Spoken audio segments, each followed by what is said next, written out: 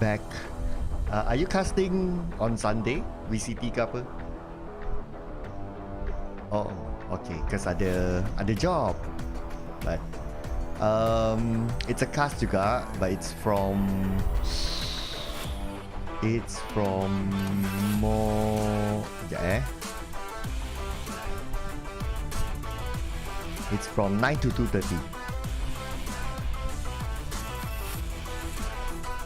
I think VCT weekend start like pukul 1, right? Yeah. PUBG. Sorry? Mobile.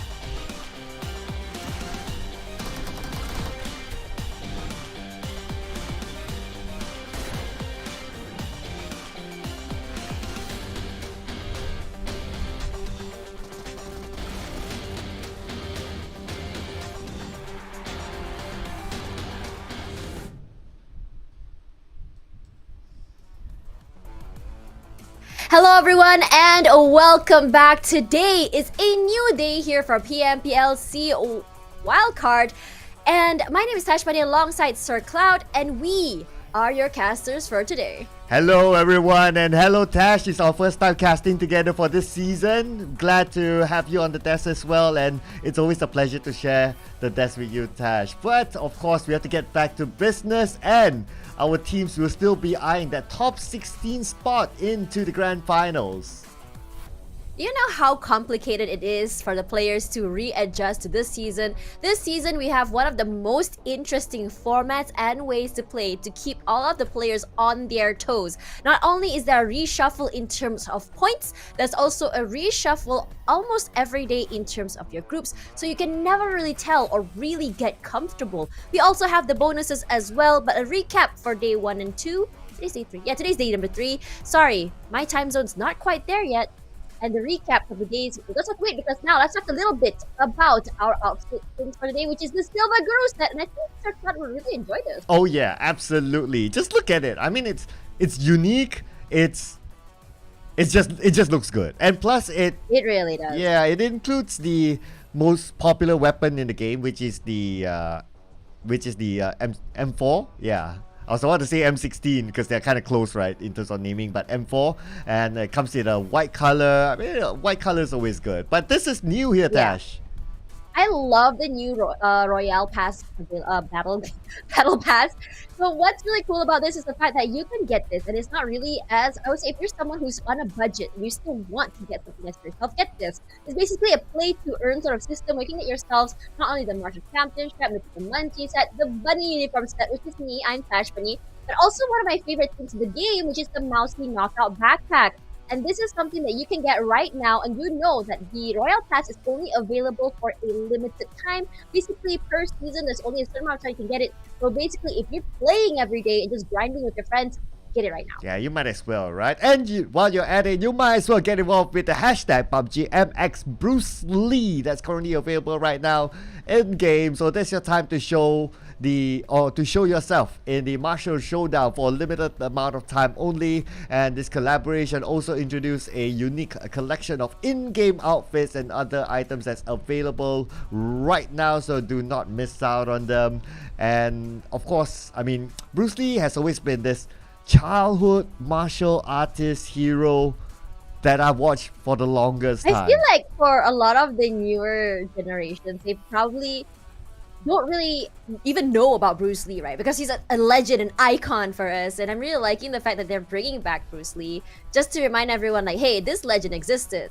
Regardless, don't forget to follow us on all of our social media pages. It's gonna be TikTok, even YouTube for you guys. Feel free to choose which platform you prefer to find out the latest updates, memes, and even our live streams. Yes, don't forget as well, follow. Don't forget as well to also follow us. Just saying, we're on multiple social medias. We could use some love as well. But ladies and gentlemen, of course, besides following, you guys gotta do your due diligence of knowing what the format is like this season.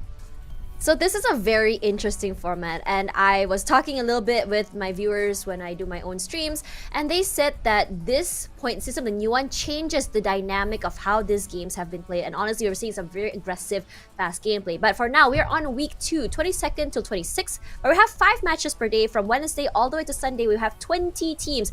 And look at how every day it's gonna be a reshuffle of the groups. Now, and this is all based on their week 1 rankings. After that, we're moving to week number 3, and it's going to be a whole new week and a whole new system. And this is it. In case you haven't been following, so there have been a recent announcement on not only the PMSL, but also how many slots would be going towards the PMSL. So from the wildcard, the number 1 team will have a slot in the PMSL, which is the PUBG Mobile Super League Southeast Asia, and for each country's PMPL, the number 1 team as well will get a slot there. So this PMSL replaces the previous SEA Championship format. Well, it could be a different format. We need to wait and see. But anyway, the naming wise, it has changed. So this will be coming soon in the near future. To know more information, as usual, follow PUBG Mobile social medias. I really like the new naming. Honestly, it's so catchy. It sounds a lot more I don't know, it's like the cooler big brother or the cooler younger brother or something like that, but I really do like it. Regardless, these are the bonus points that you're going to be seeing. This is the snowball that I've been talking about for the past few days, where every week, each team that does better get awarded for their weekly rankings, and on top of that you get a total bonus where week 1 weekly bonus will be plussed with your week 2 weekly bonus, and then you get an initial bonus where the points at the start of the finals will be equivalent to the total of your bonus points. So which is why these teams are playing super fast, super aggressive, and trying their best to get every single point they can for eliminations all the way to placements. So let's reintroduce the teams, ladies and gentlemen. You would have known them. It's just that they're in a different grouping for this week. So in Group A, we have FOD, we have Flash Vision, APG. Too bad Zero's not around. And we have SP. I know, right? Yeah, you miss him, right? And Group B, I miss him, my bestie. I know he should be around, but hopefully we'll see him in the future. But the rest of them, you know them already. But here's a reintroduction for our top players. Okay, so let's talk a little bit about these two. I talk about GE and WPM a lot. Now, Mix has always been stealing our attention. If you look at the average damage, the average survival time, it's a little bit more skewed toward the side of Mix, but for eliminations, it's a little bit higher on Smile. Why? Because for Mix, it feels like for WPM, Mix is the heavy hitter. He's the damage dealer, and his team is the one to clean up house. But for GE, it seems like everyone does their own job, gets their own picks. It's very, very different gameplay, but very similar at the same time, different execution. Regardless, these are the rankings of week number 2, where we're seeing WPM all the way up with 98 points. And as Choo Choo said yesterday, I wouldn't be surprised if we're going way beyond the 110, 120 point by the end of the day. Oh yeah, definitely, for sure, because we will have at least 4 games per team for them to play out. But keep your eye on the bottom half as well, because we will be looking to eliminate 4 teams from the grand final. But so far the points are close enough though, so there's still a lot of opportunity for these teams to actually climb up onto the top 16. So that also means that teams who are currently around the areas of 16-ish, well, they gotta be careful because they could be caught by today. Yeah, and I think like we were, Choo Choo and I were discussing about Axis, SKR, how these two teams are not having the best week this week, especially Axis, which is very interesting because last week it felt like they did have those hero moments. The Amir 1v4, we had the chicken dinner in the last day, but it still wasn't enough to make up for all the rounds that they have lost early. There's a lot for them to work on. I'm really hoping that today will be the breakout day. Now for SKR, last week was, I would say, it wasn't the most amazing weeks for them, but it was a statement to show where exactly they are in the middle of the rankings. But this week, it feels very unlucky. It feels like it's very sloppy in terms of how they play, in terms of aggression, and they've been caught in so many different teams and sandwiches at the same time. So perhaps a change in pace might be what they're looking for. But let's have a look at the highlights or recap of yesterday. Yeah, so yesterday's recap, we did see a lot of interesting plays, and not only that, we did see some surprises. Some teams that weren't really at the first page, they did step up yesterday, so that makes them on top right now. But we do see some of the teams that did well on week number 1, but on week number 2 they aren't doing that well, just like what you mentioned. SKR happened to be one of the surprise teams. Yeah, I think like when we're seeing that Enigma as well as one of those teams, I was talking about them a lot on week 1 about how they were a well-oiled machine, very clean with how they play, but that rigidity has been, I think, one of the factors holding them back. But meanwhile, for WPM and GE, these two teams have shown that their aggression can still be contained consistently from week number 1. We saw a lot of roadkill situations as well, and we also saw the rise of SIN at the same time, where it felt like they struggled a little bit last week, and suddenly they just make it out at the end of the day. And for these teams, the change of pace in terms of these points, I think for teams like Enigma, who's so used to playing passive-aggressive instead of just more proactive, they really sort of struggle in these situations where everyone's just go, fast, get those points, because with only 10 points for placements, the prioritization for survivability is a lot less. Teams like KE are beginning to put more emphasis on getting kills or eliminations instead of going for placements. But Enigma does do well on Sanhok, and honestly, it's not surprising. A smaller map really works well in their favor, especially as a well-oiled machine, because it's not a lot of big areas to cover, and I think the way they move as well works. But But WPM, I'm surprised that they don't excel in this particular map, but excel in bigger maps. But maybe it's just the way they rotate, honestly. Yeah, I think WPM really, they are the team to beat now. And we kind of look at the overall. But of course, one thing to keep in mind is that when it comes to the grand finals, points will be sort of resetted. They'll be playing only with their bonus points. But we're going to start off the day with an A, B, C, E. Group D will be taking a break for Sanhok Dash. That's actually kind of nice. I mean, personally for me, Sanhok it's either a make it or break it map. It's very fast paced, it's a lot smaller, it's not necessarily going to put you in the same mindset as you move toward Myanmar, Erangel, because it's not the same gameplay, it's not the game style, they're not the same pace, and we are seeing a huge shift now. Like, remember last season, it was all about that. I mean, we did see a shift from 2 seasons ago where everyone was running the heal game. And it was a very slow-paced game. Everyone's just waiting out the blue zone. And then we saw a shift where we found teams actually searching for the healers and killing them and getting their band-aids. And then we saw a shift to the players actually taking space in the middle and not allowing them into the circle. And now we're going into a shift for everyone just doing this long, big rotations and killing as many people as they can. And I'm really liking this shift personally for me, because I think as a person who loves action and less toward the overthinking and tacticality, this is very, very fun. This season is by far my favorite. But what about you, Sir Cloud? What do you think about this shift? Yes, this shift is very interesting. It's because there's an adjustment to the blue zone damage inside of Sanhok. That's why all teams are forced to take fights and they cannot heal. There's no way you can heal outside the zone anymore. You can't get as many supplies anymore as well as that you used to, I believe. Yes, but mainly because they cannot heal. Even if you got like 30 first aids, it won't work out anymore. But what will work out or might work out is our predictions. This is where teams get scary, you know. They'll be like, oh no, casters picked us. Oh no, what are your thoughts, Tash? Yeah. Yesterday I seem to have cursed YG. I am so sorry. I love you guys, by the way. Truly. But for me, Flash Vision Esports have been really showing that they can really clutch in these situations, catching us off guard. I mean, the other two speak for itself. Asha has been, personally for me, I really like Asha.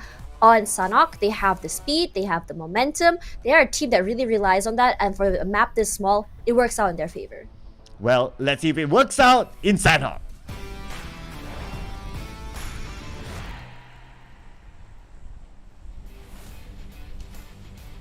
As we go into Sanhok, I think one of the most interesting things I like to see is which teams will be the gatekeepers. Now, last season, I did not do wildcards, so I'm not very familiar with these wildcard teams, but I did cast PMPL MYSGPH. And my favorite team for Sanhok in particular was the Vampires, because they were very aggressive. They liked playing the gatekeeper at the edges of the circle. That's just how they farmed points. But this season, on this wildcard itself, I didn't see that happening quite yet, or at least not one particular standout team doing that. Why do you think this is, Sir Cloud? Well, I think because, firstly, it's a new format. That's number one. Second, it is because of the blue zone adjustment inside of Sanhok. So maybe some teams, they are still trying to find a footing and try to find their right strategy or their right balance that resonates best with them. So that's why they are being a little bit more cautious. But a lot of players seems to be not cautious enough, been taken out. It's going to be Ranger getting that first blood. And it's nice to see a BE. Yeah, first blood. My god. And they got the last chicken dinner yesterday. Yeah, they did. And honestly, the other day, we saw someone try to shoot someone from the sky. That's how fast the pacing is right now. But speaking about pacing, look at this. It is a sandwich here from 2 different areas. Ox is on the outer side. In the middle is going to be the Burmese goals. Now, for BG, for week 1, honestly, because I was not aware of how long their legacy has been around, it seemed like they were at the bottom of the food chain. And then suddenly on week 2, we saw a very different BG, a very aggressive one, very quick. Look at that happening as Mayw immediately finds Amir and immediately just sends him back to the lobby. We're only, 1 minute and 34 seconds in. Imagine waiting in the lobby so long and you're already back out of the way. It is not the greatest situation to be in. With only 3 members left, BG, unbothered, happy with their first point. And I'm really hoping that they don't overheat, because it feels like for earlier this week, I think it was on Wednesday, they can go back to back to back in terms of fights, but then suddenly they forget that they need a reset, they need to get more supplies, and they were out. Yeah, not gonna lie, it is demotivating for you to play the game lesser than your waiting time, so that's not fun at all. But anyway, his team is still in it, so he can still kind of Yeah. contribute by giving ideas, I mean- giving pointers to the team, Yeah. and how they move. I feel like for Amir, he's really been the big impact maker for Axis. We saw 1v4 last week, a really amazing clutch. Him and Nasty especially love playing the front line. We do see Baby with the openings as well, but it's not as impactful as what we expect for Amir. So now that Amir's already in the lobby, I'm very concerned for this particular team. But now TX is here. They have their eyes on BG. It's as though Sami seems to be a very popular area. Speaking about popularity, SP and FV side by side. Ranger tagged already. Oh yeah, Ranger who got the first blood for Flash Vision as well as the first blood for today. Oh wow. Oh no, Chewy. That's a bait, Chewy. Don't do it. Don't look into the light, Chewy. Don't do it. Don't chew it, Chewy. Oh. Beautiful sprays coming through from Dabe. Can it be two? I think it might be. Ranger's so very low right now. Free grab delivery of items at the same time. SP, beautiful crossfire on this left, on this, I would say, terrain here. How they're doing this is just making sure that they can come in from two different areas and taking advantage of these long range weapons that they have. It's not a super long range. This map is just not even huge. Yeah, but that's the thing, right? So Ranger was on purpose left in the open without being finished off because they want to use it as a bait, and Chewy happened to Bait. chew on it, and unfortunately Yeah, he he paid the chewed price. too much, man. Like, when they say, like, don't bite more than you can chew, Chewy, come on. Sorry, it's a bad pun. I'm sorry, Chewy. Please don't hate me. I mean, you can send me a friend request, though. I want to be friends. I make really funny puns, I swear. Yeah. The silence was strong, man. Come on! I would love to defend Tash, but you know, my mom told me don't lie. It's not good, so I'd rather keep silent. Oh, man. Sonic now in trouble. Axis, a very different play now without Amir. Playing together, playing close. What, was it his molly or another molly? Or did they both trade mollies? Yeah, I think they traded mollies there. It happened just like Fair. back to back. Yeah, I was about to say, did he mess up his molly? Because it doesn't seem like it was, you know, because see the trajectory, right? Oh, someone arrived. Aaron with the first shot. And Aaron What a first knocked down. spray. But he's just too low. Too much for him to handle. And he'll go down next. Too bad. Oh man, so fast right now. How each team is playing, and honestly, I was expecting more CQC. But it's happening right now. Openly, but it's gonna be CC. It's getting that pick onto Sonic, and these points for Axis is huge. It's gonna kind of like project them outwards, puts them just like 2 points right behind SKR. And right now, I think the idea is to make it up to at least the top 10, just to make it a little bit more safe. And I don't think it's impossible for Axis because if you think about it, 30 points. Maybe what, 2 chicken dinners perhaps? Yeah, thereabouts. If you add on elimination points, yeah, it will be about there.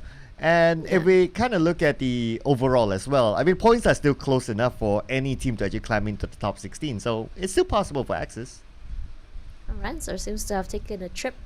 He took a trip and fell in the ditch, and Michi comes and kill him. But Skynet is there for the trade, though. Damn, what happened there, sir? Ooh. I wish we saw that. Oh, okay. Oh, here is the trip happening. Here as Elmas comes forward, gets knocked down there, but DZ, beautifully done. WPM, we were just talking about how they are aggressive, but Ozja was talking about momentum, and Ozja, with momentum in their hands, I expect they are gonna just obliterate anyone in their path.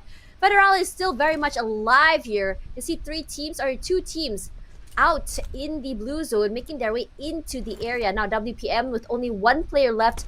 This is a very shocking premonition as Shroud nearly gets taken down. Oh, man. I worry for West Point Mamba as well. They're currently at number 1 spot in the overall charts, but with only 1 player, the best thing that he can do is just to hold on for positioning points. Other than that, I guess they'll need to hope for the best to come back in the next round. Nah, we want to see hero plays. Hero plays. Hero plays. Speaking of hero plays, let's see if KE can do anything. I don't know why, but KE has been doing this very long range sort of shots recently on all maps, by the way. And they love playing this way. And it feels like they don't really get punished for it. Oh yeah, if you kind of think about it as well, KE, it's been working up for them. Because if we look at the overall, most teams like to take the close quarters combat instead. Yes, they like to take up space, right? Correct. There's been a shift for meta as well that what I noticed. I think it's also because of the DPS gameplay that teams just like to rush in. Just like how we saw the motorbike up onto the hill with that one team. And for KE, they're doing something different. it's kind of arguable whether it's working out for them or not. But hey, if you do something different, maybe you can expect a different outcome. I mean, to be fair, they're playing more for those headshots, for those picks from long range, and they've gotten some significant amount of kill steals as well. Because at the end of the game, it is elimination points. It's not getting the damage in or whatever, right? It's just securing those kills, and I think their timing has been really good. I think TX tried to emulate that on Myanmar, but the circle didn't go in their favor that time. But it was really huge when you manage to get the nice little high ground, a nice little quarter, and people cannot go to where you are. But at the end of the day, when you are holding a high ground, when the circle shifts, that is where your problem comes, no? Yeah, that will be, especially if you need to jump down and you receive damage, that damage, plus damage from the zone. I was gonna ask you, do you remember that cast? You know, hold that thought, because wait, now the shots come through. whoa. Nang Zutz gets 2 huge explosions, huge kills, 2 in the bag. Vipers are in trouble. Speed and Spoogle out of the way, and on top of that, DZ gets a kill steal onto Joseph as well. What on earth is happening? Look at how many teams are in this area. Oh man, I mean that's the thing about Sanhok nowadays, right? It's because like teams, they start to move a little bit faster. Not many teams, well, you can't play the healing game anymore, hence the probability of you bumping into other teams is higher, and that's what happened. Yeah, Skynin as well, Austria. We were just talking about Austria and momentum, and suddenly Skynin goes down. But the thing is about Skynin, I don't know if you're aware of this, but Skynin is the type of player that loves to play CQC, loves to go for the flank. You see him all alone, he takes down 2 before going down, and then suddenly before he goes down, his team comes, gets the revive, he goes crazy once again. I don't know what goes through their mind, but this high-risk, high-reward gameplay is so fun to watch. It's a little hit of dopamine to me, honestly. And I mean, as a player who is so close to death, gets revived to get those kills, is even more of a hit for them. Oh yeah, absolutely. I'm really loving the new format, the new changes inside of Sanhok. I used to not be a big fan of Sanhok. Well, same. Yeah, until this change comes in, it's cool. Yeah, and then like the whole like, I remember like everyone playing healing game. I was like, oh, well, it looks like this guy is healing the fastest. Well, that was kind of anticlimactic. Well, good for you, chicken dinner. And then there was one point, this one guy was just healing and healing. He didn't even know that he was the only, there was like only 2 people left. Just kept on going and going, these 2 people. I don't remember which season it was. But let me come back to my story. Do you remember the team from Malaysia? I think it was Sem9 it was. He got the high ground, and everyone wasn't able to get on top because they had the high ground and everyone was stuck at the bottom. Oh yeah, that's the Camp Alpha high ground. Yeah, that was fun. That was fun to watch as everyone tried to drive up, but they couldn't. So yeah. I want to see that again. Yeah, I think, well, there's... As long as there's Sanhok, there's a possibility for that to happen. I've seen it multiple times already. Hence, if the circle is on top of Camp Alpha, just go up to the high ground as fast as you can. Not as fast as this guy went out. Yeah. FVE goes down. 1 elimination. A bit of surprise, especially from BG. BG this week, what, number 4 right now in this group. And they are doing so well. Like, what a statement coming back from week 1 as one of the weakest teams and coming back in such a strong manner. Like, I wonder what was the change here. Well, I guess, you know, like what all gamers say, right? It's like, oh, yeah, we're just warming up. And now they're showing what they can do after their warm-up.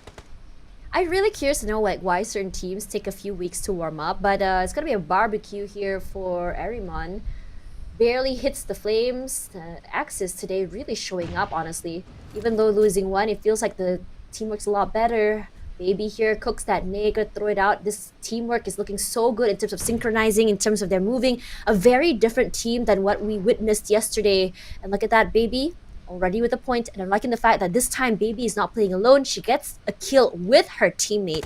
And perhaps this maybe just be the start of a beautiful love story. But speaking of love story, Ranked, not throwing love, but throwing a nade there out. The question is whether or not it hit. Rather, I don't think so. It's going to be happening. And look at the damage coming in from this blue zone. Not helping them at all in their favor. Not at all, because right now Axis can be the gatekeeper.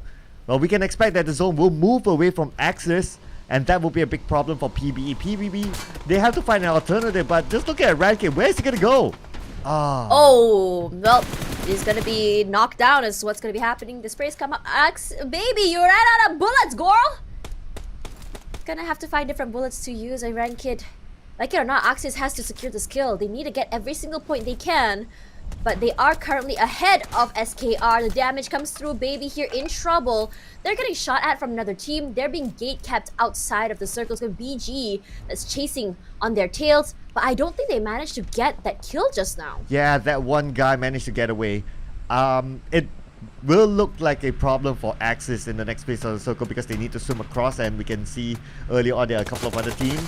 But the top, wait a second, surprise, surprise!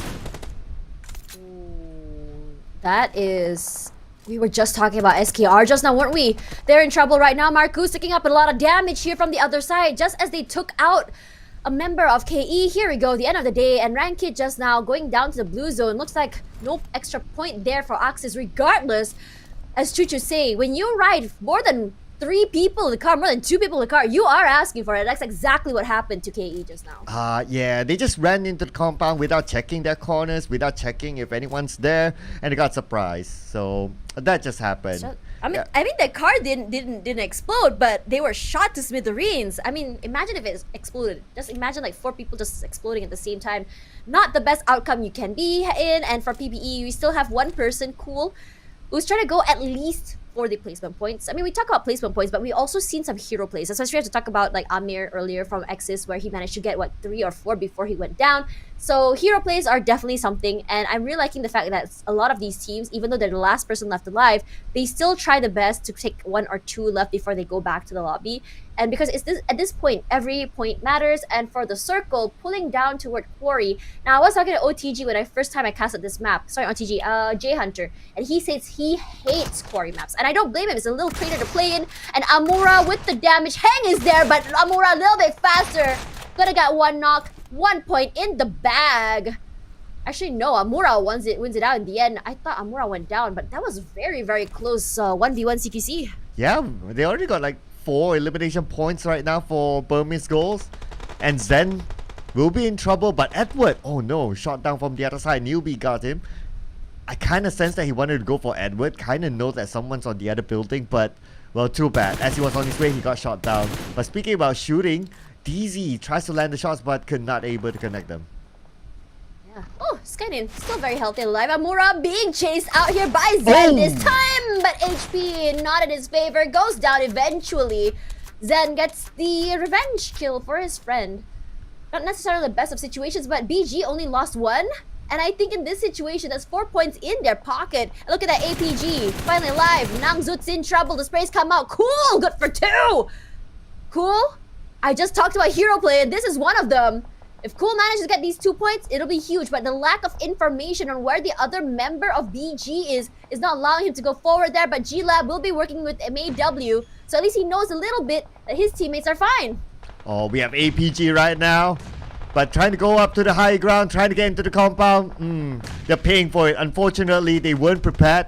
At the same time, SKR is keeping an eye, so SKR can actually steal points away. Look at this, Marcus with the sprays. 1 does go down. Burmese goals now out of the way. But for APG, they're in trouble. That nade took down 2 of their players. The kid is still very healthy here. Power, need to go for that reset. Shroud, gonna get the pickup there by his teammates. The resets are gonna buy some time at least, but Marne from YG gonna get picked onto Panda. What yesterday was not YG's day, but Dabe fights another one. It's gonna be a 3-4-way fight there. No clue where that is on the area of the map, but you have to remember this map is very, very small. It looks like it's far away, but it's not. It's honestly very, very close. 14th place where we're gonna be TX here as YG 1 sec fights another member of SP. It's gonna be Axis eliminated already, but 4 eliminations in the pocket puts them all the way up the way. Sin now in trouble. Osha pushing up forward. Holy Lanju tries to make things work here. Fink goes down. Looks like for Sin, this is not a great situation to be in. And now they are out of the way, 12th place. Unfortunately, no points for them in this round. But speaking about points, looks like Austria, they managed to get 5 eliminations so far. Burmese goals. Interesting. I thought they had a good start, but unfortunately they went out at number 11 with 6 elimination points. And now back to APG versus FOD. Power needs to reset himself. He only has 1 first aid right now. He has to make this fast before they're countered and before the zone reaches onto them. Yeah, the kid. Right now his teammates are all the way up in the other side. No clue where the other players are. APG. 1 inside and 1 outside. I'm really liking the way they're playing here. Has to be careful. SKR is close by. The spray and pray from Shroud, but then shot from his teammates. At least gonna save his life. Nearly goes down. Power with the sprays. Kid goes down as well. What can you do? Power with the spray. Left and right, but not gonna be happening. Does not realize the crossfire. APG barely makes it as FOD takes this one. FOD looking to get back on track, but the third party, wait, what? SKR came in at the right timing to eliminate FOD. They took advantage of the situation. It was as though it was a kill on kill on kill, and the action is still not happening. YG right there on the other side. SKR in trouble. But there is Marcus to come in from the other side. Do they realize that he's there? Yes, he does. Three of them together at the same time. Marcus gets one. Can he get two? There's so very like two. Hero play from Marcus. What a shot coming through. Beautiful movement as well. Still one more person to worry about. Cute Loki goes down as well. Oh my god, YG. But SKR, we were just talking about how dangerous it is. And they come back on top. 9 eliminations already. Oh, and not only that, they still maintain a full squad. So they have all in the world right now. They're on the roll. But the mission is not done yet. And now we have Austria Esports keeping out on the other side. They're looking at SKR. At the same time, Austria Esports by the rim of the circle, meaning that there's a chance that the circle will not favor them. They need to plan ahead now. SP doing very well as well today. 4 kills in the pocket. Still 2 players. Not the worst situation. We've seen some hero plays or some interesting 2v4s as well. They are doing very well with the double swings, the isolations. Just playing together as a team gives them so much value as well. Utilities are very important as well. Flush them out, force them into a situation where they will walk into your crossfire. But in this situation, this very, very, I would say, flat area in the middle of the circle is not doing them any favors. PBE cool. You can see him having one nice compound. There is a team behind him, but our G-Lab from last week, hero plays, this week 12th place, but today's looking very good. Still very healthy. A little bit more quiet today, but more tactical. As for Federalis or WPM, 98 plus 1. Maybe he can get one more kill before going down. Make it exactly nicely at 100, perhaps. Well, he could get the whole G-Lab now. He has the opportunity to backstab. Let's see what's going to happen, but he'll be forced to move now that the zone is putting pressure onto him. Federalis moving with the UMP in hand. One person, Dragon from G-Lab, have been knocked down. That could be his opportunity, but no! Dick is moving in 1v1. He has the advantage right now. Opponent only 40% of health. He should be able to finish out the job with the DBS. Here comes the shots there. TI4K has been making it huge. Now G-Lab goes down. It wasn't the hero play from WPM, but Federalis still gets Scotty. Huge. Needs to get that kill into the pocket. Not able to see anything, but the shot. What a shot from exit all the way from the other side. Good crossfires. And we're now down to our last 5. Austria with the man advantage. Oh, okay. Looks like SKR, they managed to find their way into the circle. Still active there, but we'll see the next phase of the circle soon. 3 more seconds and we'll know. Cool, gotta play it cool inside the compound. You gotta play even cooler now that the circle has moved away. His only way is to crawl into it. Yeah, it's a very nice terrain here working with Austria. This high ground advantage can work wonders in their favor, but the circle pulls down here. Going down the terrain is gonna be the biggest problem they have, because it's not necessarily the most workable area, but still good enough if they know how to play with the edges. Smokes are out here. Give them a little bit of wiggle room. They do have a buggy. They can't quickly get into the circle, but we all know what happens when the buggy is moving. Very open area. Skynin providing a space for his teammates. Spraying and praying, not allowing them, distracting them, gives them a lot of space, but they do take a little bit of damage here. Needs to get that reset for the time being. They have the middle of the circle with only a rock to work with. I don't know if this is the best situation available, but SP is gonna go down. Not the worst way to go as Cool. Final man left alive here. No one knows he's there.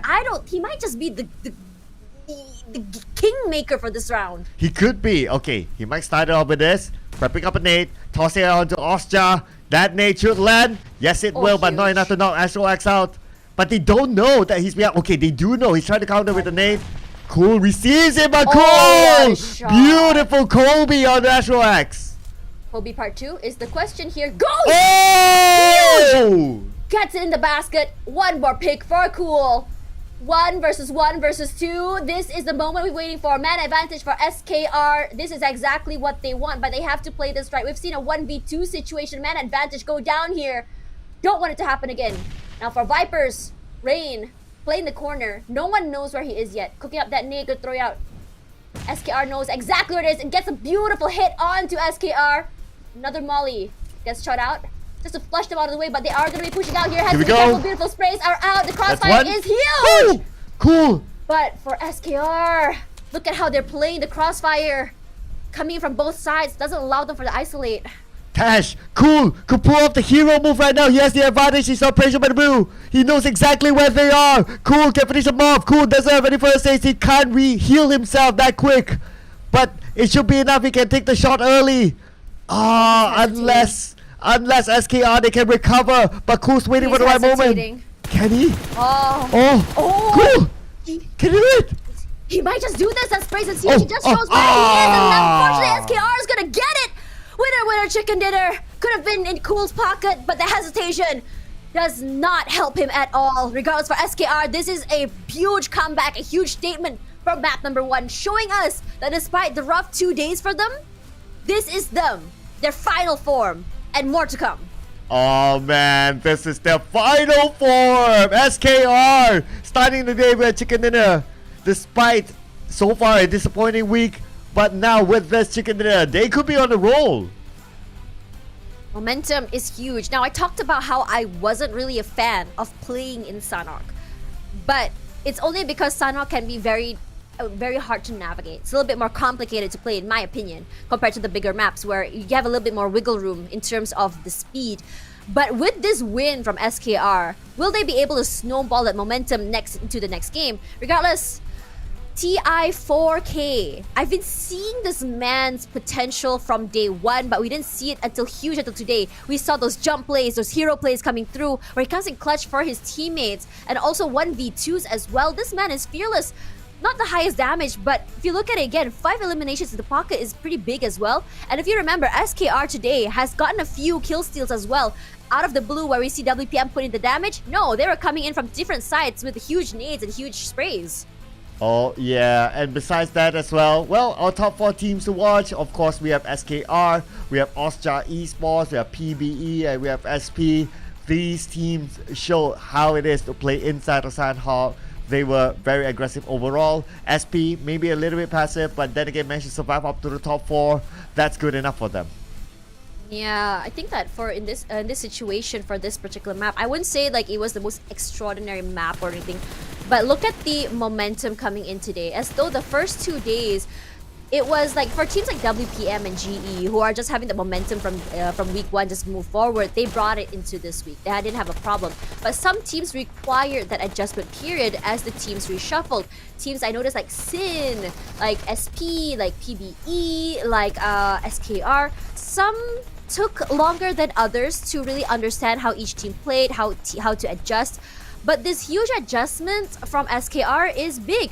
This aggression a little bit more organized, I feel, compared to yesterday, where Chuchu and I were questioning, why are you running in 1 by 1? Why was that hit very sloppy? Why are you taking 3 people in a car? But it seems like today they're really taking advantage. They're playing a little bit more, I would say, less reliantly on each other, but understanding the fact that even though they play more individually, but the idea of team play is still very much there in their hands. 27 points is honestly the highest points we've seen so far in this tournament based on week 1 and 2, with 10 rank points and 17 eliminations, put them 10 kills ahead of Austria at number 2. Yep, and the boys are back in town. So SKR, they were superb last week, so it's nice to see them back on form again, but hopefully they'll be able to maintain it. Consistency will be the key as we head on towards the end of the week before we conclude, and we'll find out who are top 16 who will move on to the grand finals. But besides that as well, unfortunately for KE and Sin, no points in this round. I was hoping a little bit more for Flash Vision, but this time a good start, but only 1 point at the end.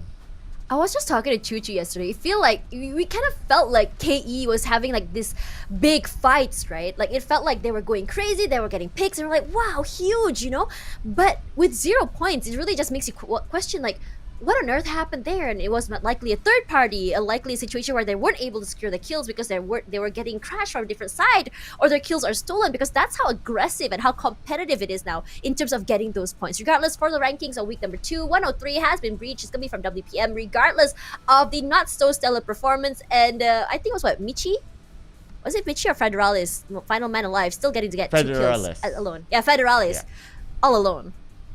Yeah, well, hero moments. This is where heroes are made, they say. So let's see if it continues on. Hopefully we'll be able to see more surprises.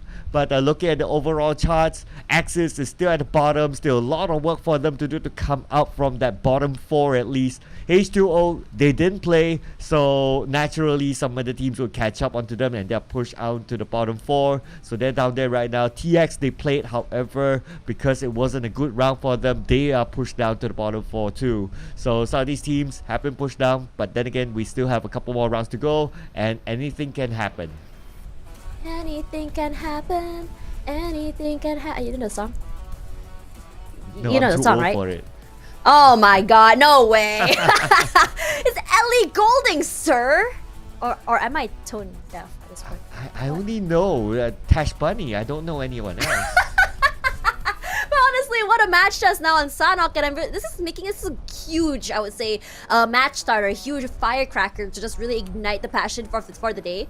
As we go into map number 2, we're gonna go to Erangel. I would say El Clasico map. Everyone knows this map. I wouldn't say is as complicated as a Myanmar map, but some teams tend to do better than others. But before we kind of slice that pie, do follow us on our social medias. Here we have our YouTube and TikTok as well. We're live on both platforms. If you want to stay in bed, scroll through TikTok. If you're on your PC, go to YouTube. I don't know. I'm a TikTok in bed scroller, you know? Okay, that sounds kind of weird, but you don't scroll TikTok in bed? I don't really scroll TikTok, but yeah, man, I mean, old man's trying to get with the times, you know. just saying, you know, you gotta bear with me. Anyways, let's just slice the pie. Let's talk a little bit about Erangel. I mean, you weren't here last week as well as the beginning of this week. So what are your expectations? What do you want to see in Erangel? Well, I guess what I want to see is, most importantly, the circle. Yum yum. Give us a tough circle. Give us a military-based circle. I want to see that. We already saw that. We had that last week. I wasn't here. I want to see it when I'm casting. Okay, fine. Hopefully the Circle Gods will listen to you today. Regardless, let's talk about the top performance here for Erangel, where GE has been performing phenomenally. But at the same time, you want to talk about GE, you have to talk about FOD, WPM, SID. All of these teams, even though in terms of rank points, it's not like the most, I would say, the same. But I mean, across all averages, it might be similar. But gameplay-wise, it's different. For WPM and GE, they have a very similar adaptation of how they want to play. It's very aggressive. They're going to be moving around, looking for those kills. And every time they fight a team, they will be taking their fight. They're very confident in their gameplay and game styles. WPM, very reliant on MIGs to put out the damage and the rest doing the cleanup. But for GE, each player individually coming in from different areas and taking those fights. So as I said before, sometimes it's the same result but different execution. I would say GE and WPM is one of those. FOD as well do pretty well, but you don't really see the aggression coming in from FOD till I think around circle 4 or 5 till later. Regardless, A, B, D, and E will be playing no Group C. Yep, so we'll be seeing a rotation here and we'll be reintroducing some of the teams. But how about prediction time? Oh man, I took. It's very different this time. So what are your thoughts about the prediction? Oh wow, you're really picking the copium with SKR here. So personally for me, I didn't go for SKR. First 2 days was a little bit dismal for them. But why did you choose SKR? Okay, so I really want to see the teams on page 2 do well. So I see. Okay. That's why SKR is there. Axis is there. Come on, Axis. Okay, why Axis? Well, okay, so now, of course, they're at the bottom, and last week as well, they were at the bottom as well, if I'm not mistaken, number 20 But they or number got chicken 19. dinner, right? It was like out of the blue. And They was did? Yeah. The problem is that when they get that one chicken dinner, they go missing again. So I do hope that they're consistent this time. They remind me of a group project where they're gone, quiet, and suddenly, oh, presentation time! Hi! And they're gone again. So I'm really hoping it might be different. But in that map just now, we saw that sparkle of teamwork that Chuchu and I were talking about yesterday in terms of how they played. Their timing, their rotations haven't been on sync, but just now was pretty good. Now, for me personally, I think this speaks for itself. I think it's almost the same teams I go through every single day right now. We're starting to see the momentum come through from some teams. We started to see the consistency. YG, though, we haven't really seen them super consistent like week number 1. But I know that they're able to. We did see that happening, but it was a very interesting situation for YG. I think their biggest problem has been positioning. I'm really hoping that they're able to overcome that today. Now, GE, we know how they play. Individually, these players are great. They're able to perform on their own. Want to see more from them. FOD, I would say a week 2 emerger. I feel I did see sparkles on week 1, but once they figured it out, I was like, pop, okay, I figured it out. Let's go week number 2, and it looks good for them. Yeah, and I'm liking the fact that you pick FOD. In fact, last week FOD was superb.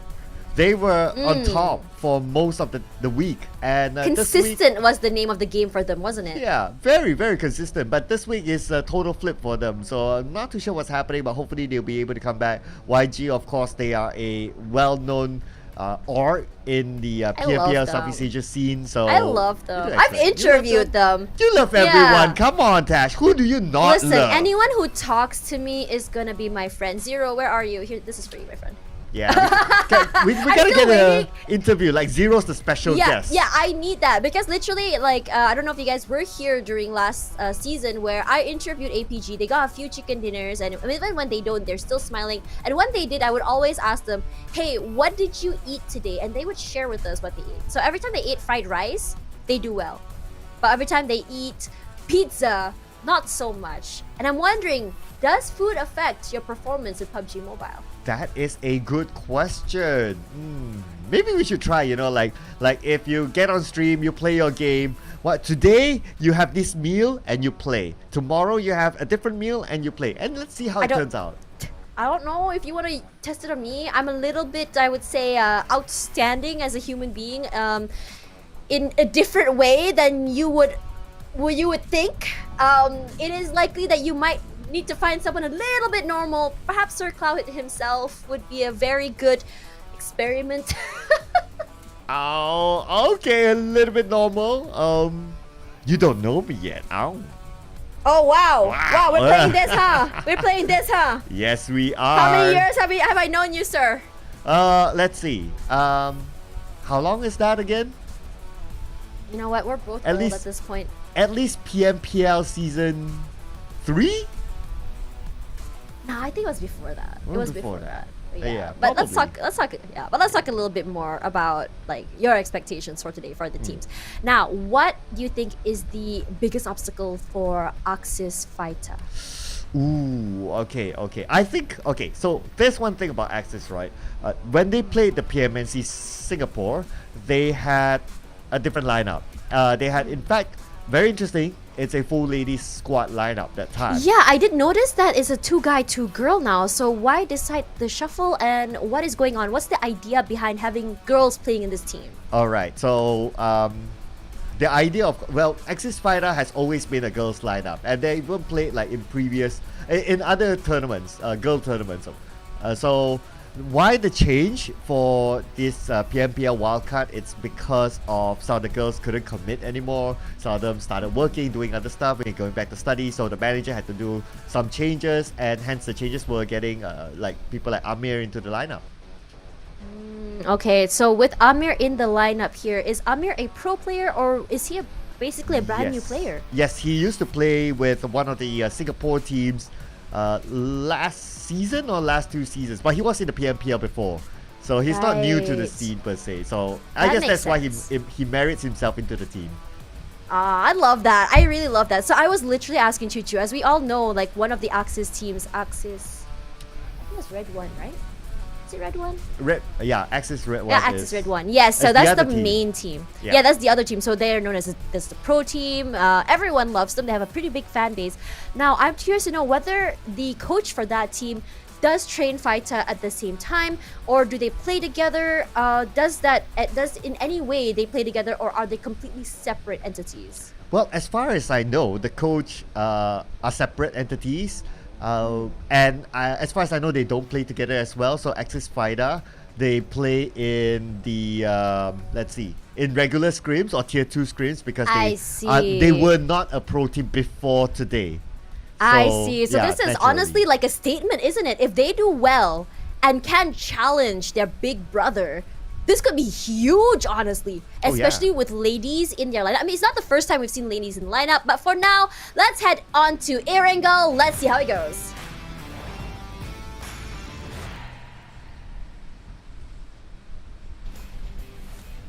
For you guys who are familiar with PMPL MY, we've had one girl in particular in Geek Fam before this called Icha.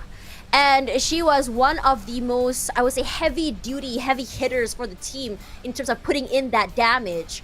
So it's not the first time we've seen girls in a lineup with the guys. And I'm liking the fact that we're having this diversity now. Not just full girls, not just full guys, but a mix.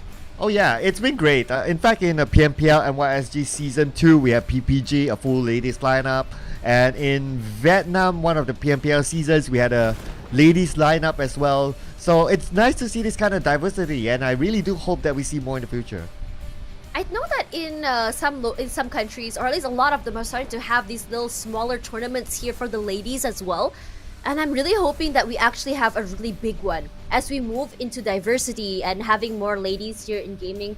So here's to hoping that we have another one like PMPL Ladies C or something, right? That would be dope. But let's talk a little bit about the flight path all the way from SMD to Zarki. It's going to be a little bit skewed toward the western side. Now, those going to a Stalber and yes, Naya Poliana is going to have to do a little bit of a walk, but it's not really a big deal because if you notice in terms of how this works is that if you have a really rather skewed flight path, compared to last season where everyone ends up skedaddling, grabbing some weapons and a vehicle and going to their drop spot, we're seeing them actually going for this high risk, high reward early fights, especially on week number 1. As week number 2 comes by, they're understanding the momentum. Some of them are giving the space, but some of them like WPM, like FOD, like I would say Osha, love these early fights. And it works out so good in their favor, especially if they loot faster than the opposing team in their area. Oh yeah.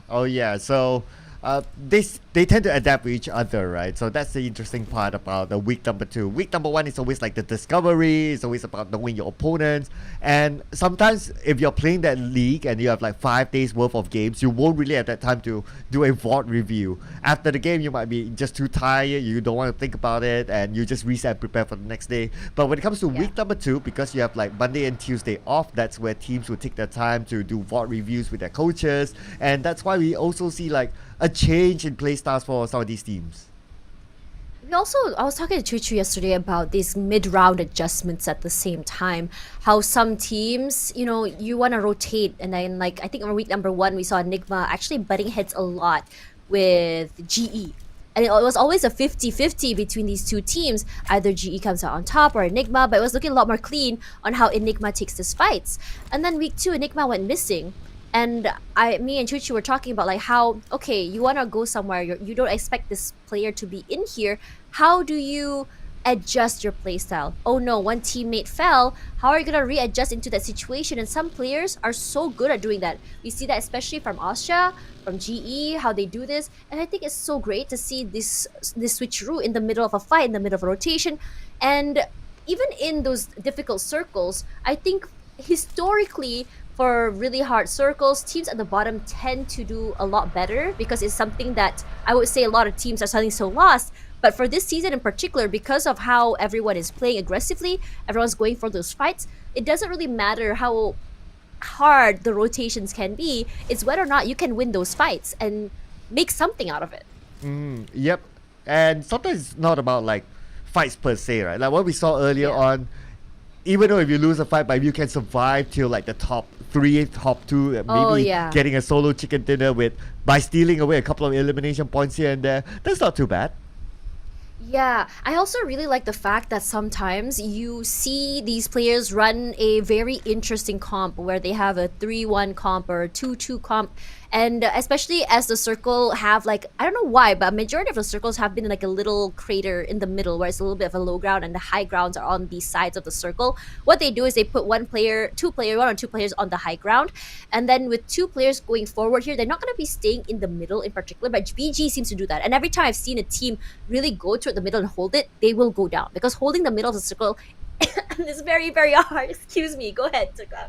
Yeah, I mean, yes, it's pros and cons, right? Like, if you're in the middle of the circle, you're pretty much guaranteed the next circle or maybe even the next few circles. So that's one thing. The cons is that a lot of teams might be eyeing that middle circle as well. So it's kind of like the pro and con trade-off thing. And you have to be strong to hold it, right? You have to be. You have to be as strong as holding in Tasha's cough. Wow. Okay, that's funny. That's funny. You got I me had that to pull that off. Yeah, you got it.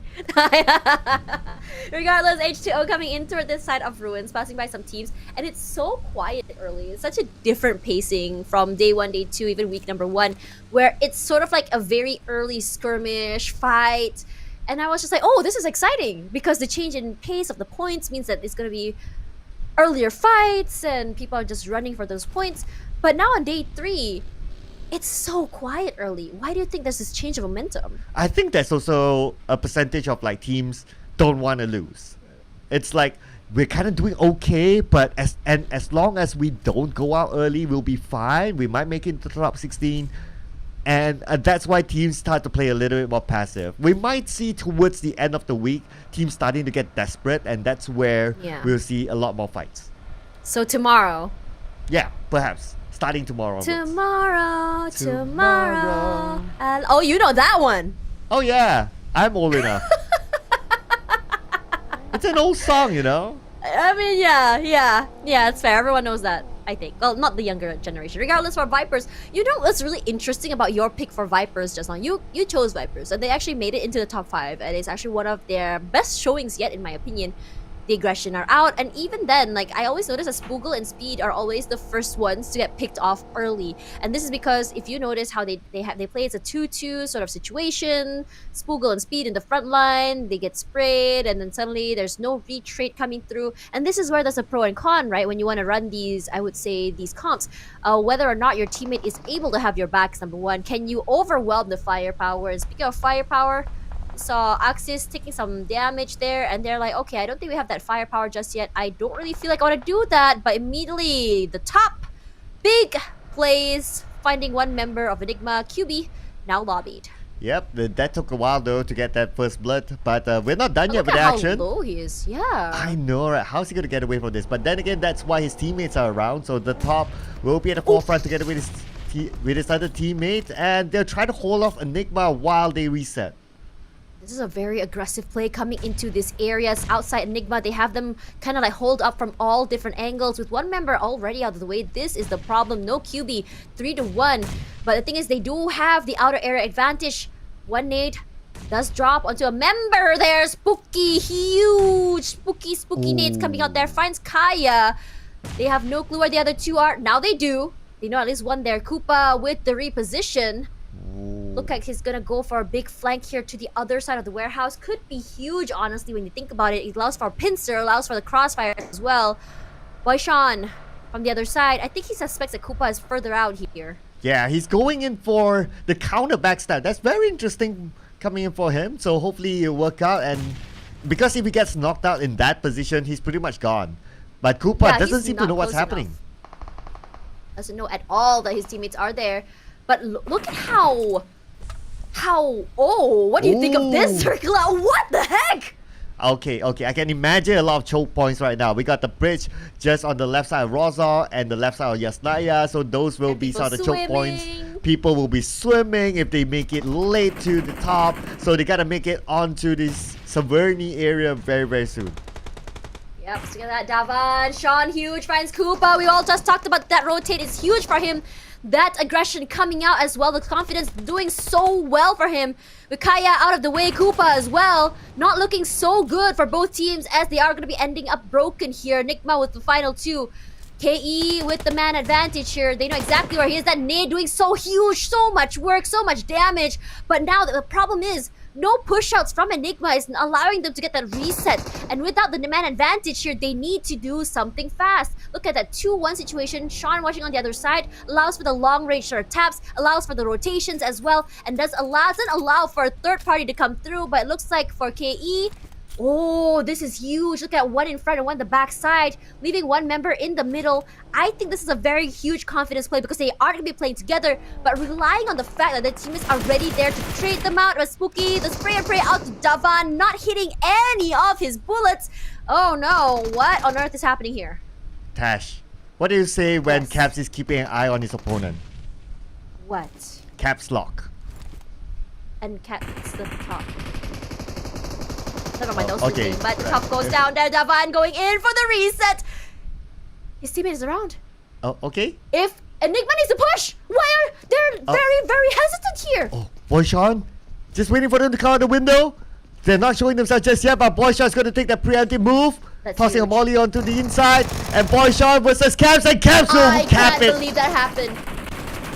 I cannot believe that happened. Caps nearly takes down Davan. What the heck? You saw that jump shot, right?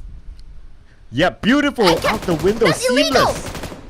That's illegal. I can't believe he got away with murder. Oh, but he's not done yet though. So 2 more to go. And they need to make this fast because they are not favored by the circle. The top is trying to defend. But then again, the top, there's no way for them to run. They need to win this fight as well. Caps making it huge. Very aggressive, very confident. The fact that they're not even playing together is making a big statement here. Spooky takes that damage. Goes a little bit closer to Caps here. I think they were trying to use Sean as bait. It's not going to be happening. But let's have a look at YG here. Has their eye onto Axis. But moving back, Sean goes down eventually. Now it's a 2v2. The ground equalized between these two teams, but the circle waits for no one. No advantage toward the side of Enigma. Like it or not, they do have to take this fight with KE, and KE, they are going to be the ones just not allowing them to pad his passage into the area. And Caps only has like 5 bandages. That's not going to be enough. Look at the circle. It has moved on the Severny side of the map. So we still have like 3 teams at least still on the main peninsula, and they'll need to fight their way through. Keep your eye on the bridge on the left side. Yasnaya, Falcon, and PBE. PBE will have a problem if they want to go through the bridge. You said left, and I got confused, and I was like, "That's not Falcon, that's Asha." And I realized, oh, maybe it's the other side of the map. I don't know. It's on I the don't know, man. far left. I ha- Far right. I was Yeah. far right of the Yeah, map, there right? you go. Sorry about that. You saw that reposition from those two teams. It was like, okay, pause. Let's get into the circle, guys. They're inside the circle. What a shot coming through here from Davan. Spooky playing the prone game here as his teammate not allowing any information. This cut-off noise is huge because you have no clue where someone may have moved or repositioned themselves. So speaking of that, it's going to be TX versus FVE right now. Sonic running through. Sonic goes down. A very big mistake from this man as FVE run him over like sharks. If he got away, he should buy himself dinner later on. Well, not like he's not going to do that. But anyway, we're going back to Try yourself Enigma a versus nice KE. dinner. Oh yeah, a nice upgraded dinner because he got away with murder. But that didn't happen anyway. But let's see who will survive. It's still 2v2, and looks like both of these teams trying to bail this. I think they're thinking like, okay, this fight's going on way too long. At one point, you just gotta give up. Yes, they look like 2 very delicious points here, but how long are you gonna be tanking that blue zone? How long are you gonna just not allowing yourself to take up that space? And at this point, that fight was not only taking up so much resources, it was also taking out the HP, but it's gonna be Caps that finds the kill onto Davan. So now KE with only 1 member left, and for Enigma, they're gonna take that fight. But for FVE right now, they hear those shots, but it looks like for Chewy, they're trying to figure out where exactly is the best way to get into the circle because they're not sure who exactly they have to go through. But for Axis, I think that today they've been pretty disciplined. Yeah, so far so good from Axis. They managed to find their way into the circle, not taking unnecessary fights. So as long as they can stay alive, anything can happen. This is interesting to say the least from FVE, but Caps finds Davan as well. Look at these two teams on the outside, Enigma and TX. Not sure if they're both at the same place here. Rounds are gonna be with the opening there, those smokes. So here comes Zen coming in to help his teammates. Oh. But the shots come through here. He's only on a motorcycle. He can't really do much there. But Aaron with the sprays does find Ranzer at least Beautiful way to start it out. Taking one pick off, but careful of Astro. This man has been overperforming yesterday. Austria still very much powerful, but you see the kid also making some work happen. But looking at TX right now, they need to win this fight against Austria. They need to take the blue zone. Look at how they're just making it rain meteorites and bombs from the sky. DZ's nade actually does find Ben and Rio at the same time. Still one more person to worry about right now. They didn't actually see Skynin as DZ gonna scout out with the car. One goes down. It's gonna be Moxie. Aaron with the sprays. Finds one. He needs to eliminate Astro, but this blue zone not helping his case here as they do go down eventually. TX at 16th place, one elimination in pocket. Not the worst way to go, but Raul does get a barbecue onto Amir. Not sure if it's going to be worthwhile for Skynin to go and save them. I don't think Axis so. winning this? Axis? Okay, it looks like they are. What a strange turn of events, isn't it? When you look about it, we did see one member of Axis go down here. Now, in the middle of the circle is going to be SP. They've always been very, very quick. And honestly, this is a jackpot area if you think about it.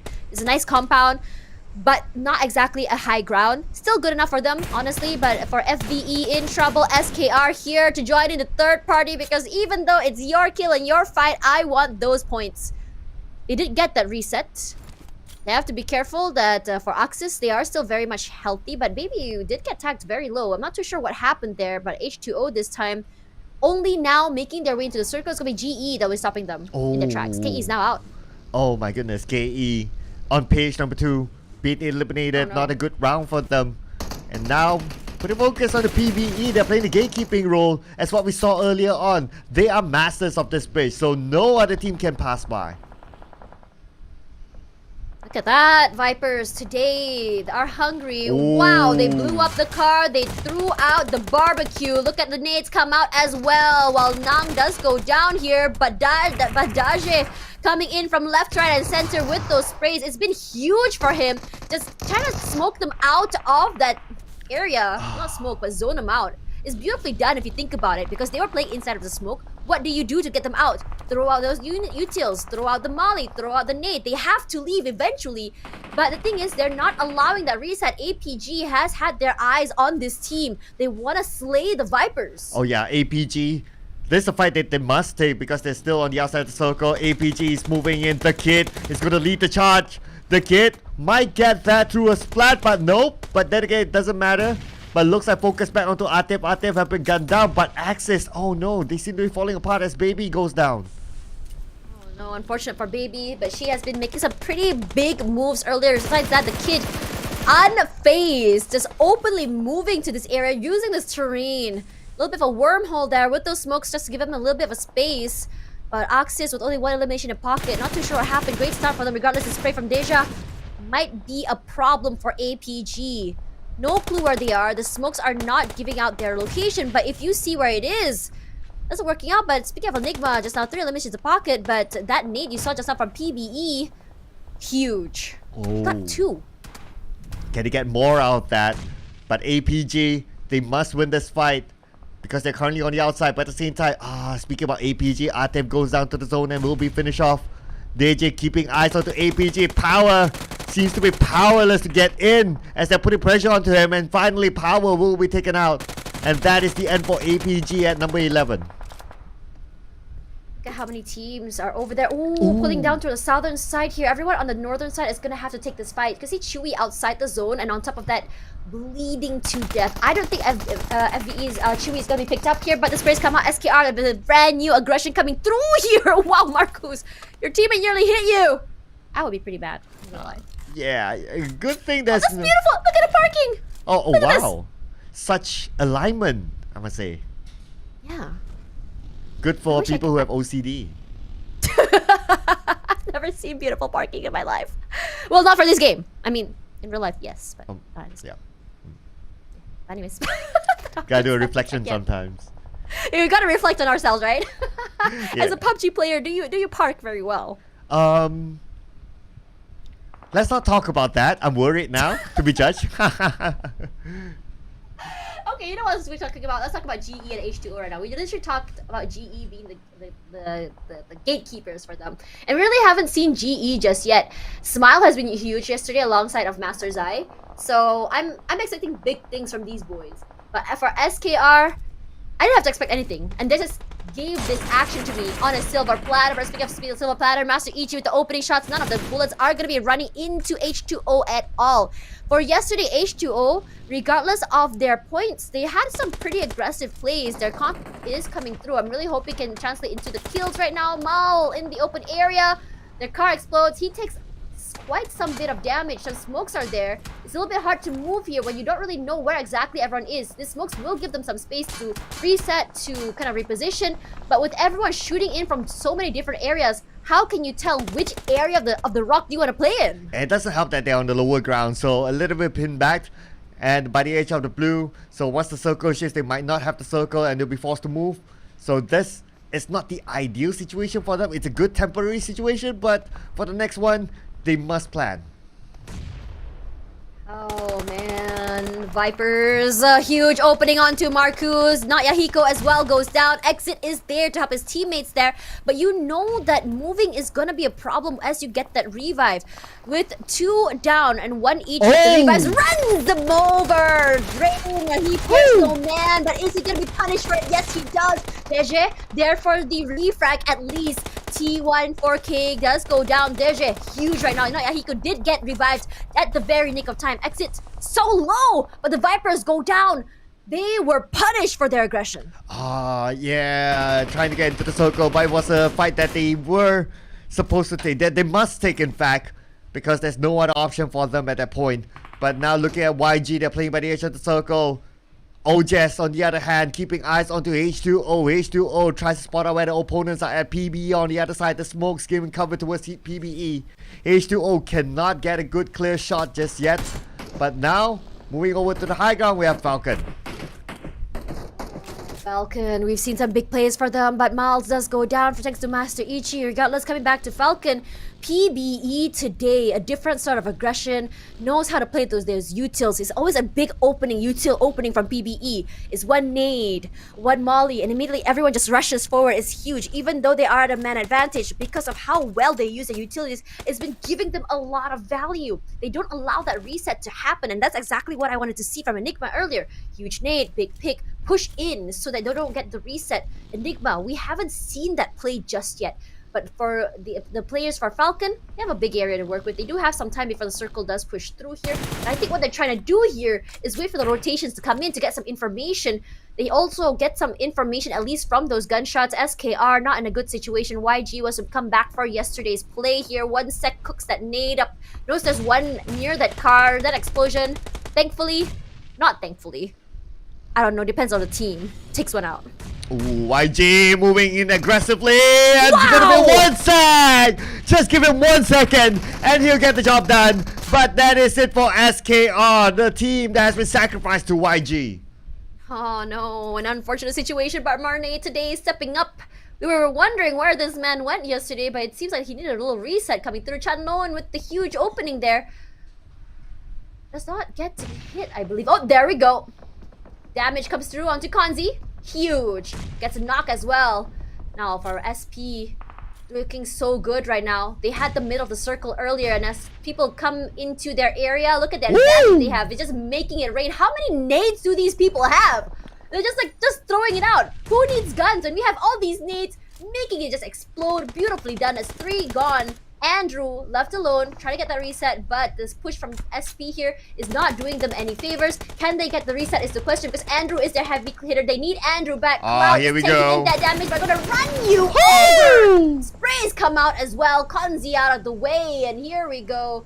0 eliminations for Flash. Oh, Falcon eliminated through the rains of nades that came in.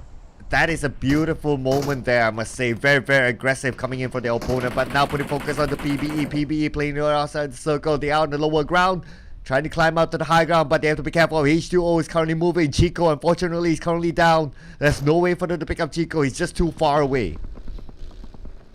I think this is a very interesting play from YG. Felt like YG yesterday was struggling But now that teamwork is back, that team play is back, and now they're just taking their time. With 6 eliminations in their pocket, they're very aggressive. Great use of utilities as well. Just talking about that, it's going to be Arimon taking up that first hit, but it's going to be Chico's that goes down eventually. For H2O, we haven't seen that aggression just yet. They are rotating. They've been holding on to an area, took their time to get into the circle. But at the same time, as you run out of time here, Master Ichi will be the one taking the kill onto Arimon. That's exactly what I was talking about. You like it or not, you have to go get a pick and just finish your food. And for Master Ichi, his sprays are doing a lot of work. Rankit now start inside the blue zone. He can't come inside because GE, they have the little side of the terrain to work through. They have cover. They can just spray it out if they want to. And this is a nice little area they've got. Ooh, okay, everyone's in a good spot now because they're in the circle, but now the circle has shifted. And the circle is right smack in the middle. I can only see so far one team in it.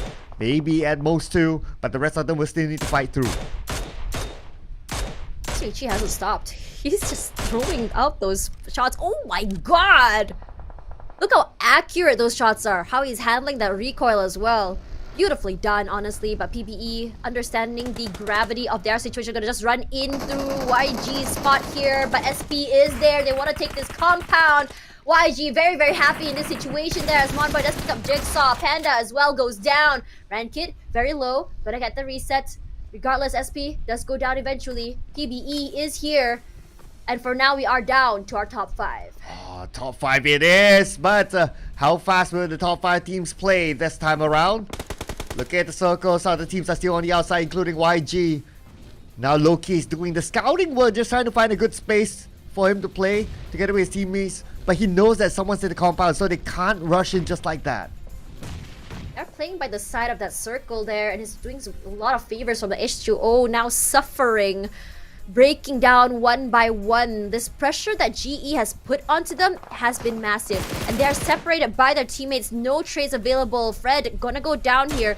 No refrags from his teammates as they are busy with Osja as well from the other side. We talked about taking up space, but when you aren't able to play together, this is where the issue is gonna be happening. Osja, one more player left alive. He was there for a little while throwing in some shots, but he did keep them apart from each other enough. Labo as well, alone. How exactly it's going to work? We saw some 1v1v1 situation yesterday happening. We saw a 1v2 that won in the end as well. So it could be huge. Regardless, GE, PPE, YG, all very healthy and safe. Oh yeah, Labo, the last man standing. He's not going to do much for now. He's kind of comfortable in the circle, so he'll be staying out of danger. But for YG, looks like they'll be interested to take over this compound from Osja Esports as Skynin is the only man inside of it, but his other teammates has the high ground. They can still keep eye on to Skynin and provide him cover support. But looks like it's going to be Loki going down to Monboy. Monboy, the nade came from nowhere. Huge. Skynin all alone. We've seen some big plays from this man. They have no clue that he's inside of the compound. Can be big if he's quick enough to get this kill. At least pick one out. Lobby one. Get one more point. But he's a huge nade from Master Ichi. Finds Labo. Alls. They're out of the game right now. H2O, 5th place. Only placement points in their pocket. YG just barbecued to death in that corner. PBE showing their aggression coming through here. They didn't have the hugest day yesterday, but we saw the spark of aggression come through. And this is them today. A new and improved way of playing, but still the same team. Ooh, look at the high ground. High ground fights happening right now. As Skynin is still waiting for the right moment. WT, he doesn't know. He doesn't know that Skynin's inside. Skynin could punish him. He can. But they're still playing quietly. And Smile eventually punished for being alone here. His teammates, all 3 of them are on the other side. They can go to reflect. They can use their teammate for a bait if they want to. Now Sky, he wants to make that damage, but the problem is he has no clue where the other members of YG are. Here he goes! And oh my god, that nade was just so untimely. Blows him up. 3 eliminations in pocket, 4th place. And now things are getting heated. 4v4, v3, well maybe 3 versus 4 versus 3 if GE doesn't get that revive. For PBE, it's been huge. Rankit is just going around, literally ran. He's running, trying to get that information, moving in speed here just to be the distraction so his teammates can go for that revive eventually. West come in clutch here for that revive. We've seen West do some big, massive plays, but I'm surprised that GE is putting so much pressure to the point that they don't even realize that he's going there for the revive. Oh, Monboy. What a good play he has been so far for PBE. 8 elimination points for them. PBE, they've been really, really effective this round, I must say. consistent play this week so far for PBE. So far in the overall charts, they are number 5, doing really well, but they need to do the business if they want to go further up the charts. 1 sec. Just saying no more 1 sec.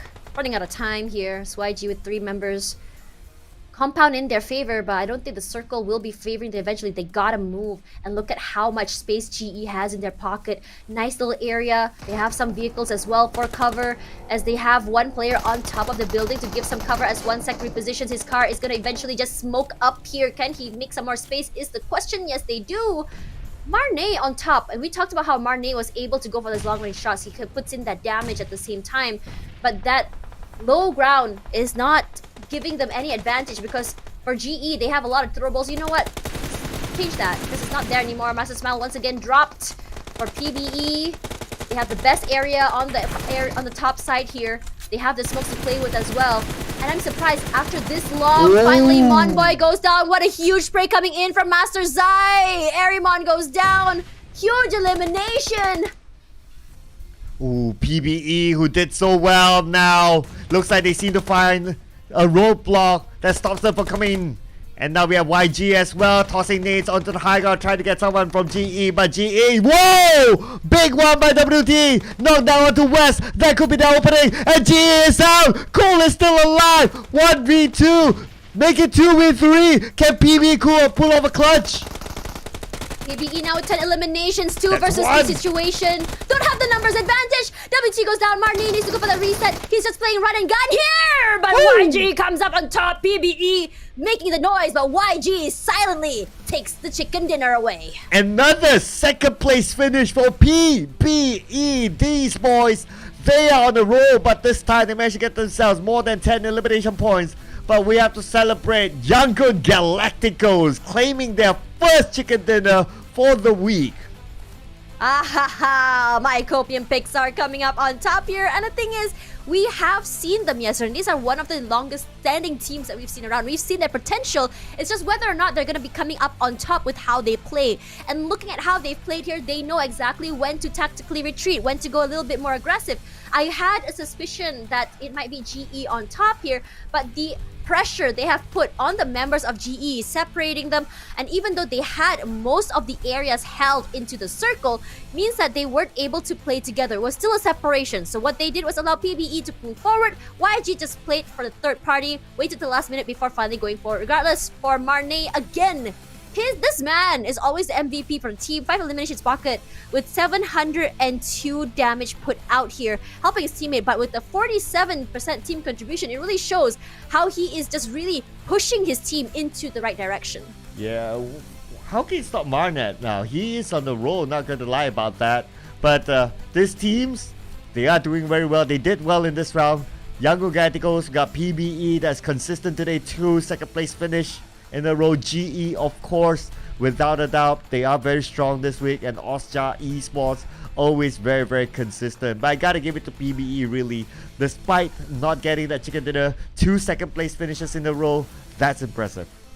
Consistency is key, and PBE wants to deliver just yet, but look at the amount of utilities they've used here. And I talked a lot about utility usage, and I feel like it's been a recurring theme across the teams as well. Now, if you look at how exactly most teams do it, it's about throwing that nade and just kind of like spamming those nades over and over again. And we also see teams also doing this thing where they throw a nade. At the same time, you have one person rushing in with a vehicle or a motorcycle, either to distract or to run someone over, or just give up that space. Now, we also see this situation. Rankit in particular has caught my eye on how he plays. It's very aggressive. It's a little bit off way from the team. As though the team said, you know what, Rankit, we believe in your firepower, so we're going to allow you to just play away from team. We don't really need you to be with us all the time, but you can go forward, take this 1v1 isolates, go for a multi-kill if you want to, but we're going to be around for that trade. But for YG today, this tactical, I would say passive-aggressive sort of approach is really suiting or working out in their favor, because we talked about positioning yesterday for YG hasn't been in their favor. Circle's a little bit complicated as well, and on top of that, it seems like they were pincered. But for YG today, knowing when to retreat and reposition has been huge, and with that, 11 eliminations in their pocket puts them at 21 points. With PBE, 6 rank points, 10 elims, very, very close to YG, honestly. But honestly, in my opinion, PBE PBE, it felt like they were on a rampage, a total war from beginning to end, 16 points. Oh yeah, so PBE, despite second place finish, so it's going to be 10 eliminations for them, 16 points. But for FOD, the only team without any points at all, that's kind of sad considering that they're a team that did really well last week. This time, Axis only managed to get 1 point, but TX 2 points, so we still have those bottom teams not getting that many points, so it's something for them to improve on. Yeah, but no one is able to snag that top spot from WPM and GE just yet. But Austria just now getting that, I would say, third place, fourth place finish still gives them some points going forward there with 85. Now, you can see Sin slide down there, but Sin hasn't played their 10th match just yet, so they do still have matches to go. SBYG going up, and YG has been very interesting. They kind of slide all the way down the second page and then come up at the very top again at 6. It's as though they haven't been finding that sweet spot for consistency just yet. I'm curious to see that PBE is still maintaining 5 despite their stellar run. Oh yeah, but looking over at page number 2, so we can see that the top of page number 2, all these teams got their own chicken dinner. Flash Vision, however, because of the amount of points collected in the previous round, they slide down to the second page. They were in page number 1 for majority of the week. And on the other end, of course, Axis is still down there. A lot more work for them to do. They have a 10-point gap with Enigma. But it's not only Enigma that they should aim. They should aim to be in the top 16. And if we talk about the top 16, it's 24 points gap. That's about like 1 game-ish for them to catch up. I think it's possible. But at the end of the day, we also remember that we are now at 10 points, which means that we also can't just play for our placement points. I think that we've seen teams like Enigma who go out quite early. And no, not quite early. They go out nicely at maybe 7th place, 8th place. They get that placement point, but 0 kills in the pocket. And because it's less points for placements now, it's very important that you do know when to get those picks. And I was talking to Choo Choo about like sometimes each team is overcommitting into a fight. Sometimes it's more important. It can be just as good to just pick and skedaddle out of the way. Just be really sneaky about it. Yep, and next up, of course, we will be having another match inside Erangel again. So we will take a short break, ladies and gentlemen. My name is Sir Cloud, together with Tash Buddy. We'll be seeing you after this.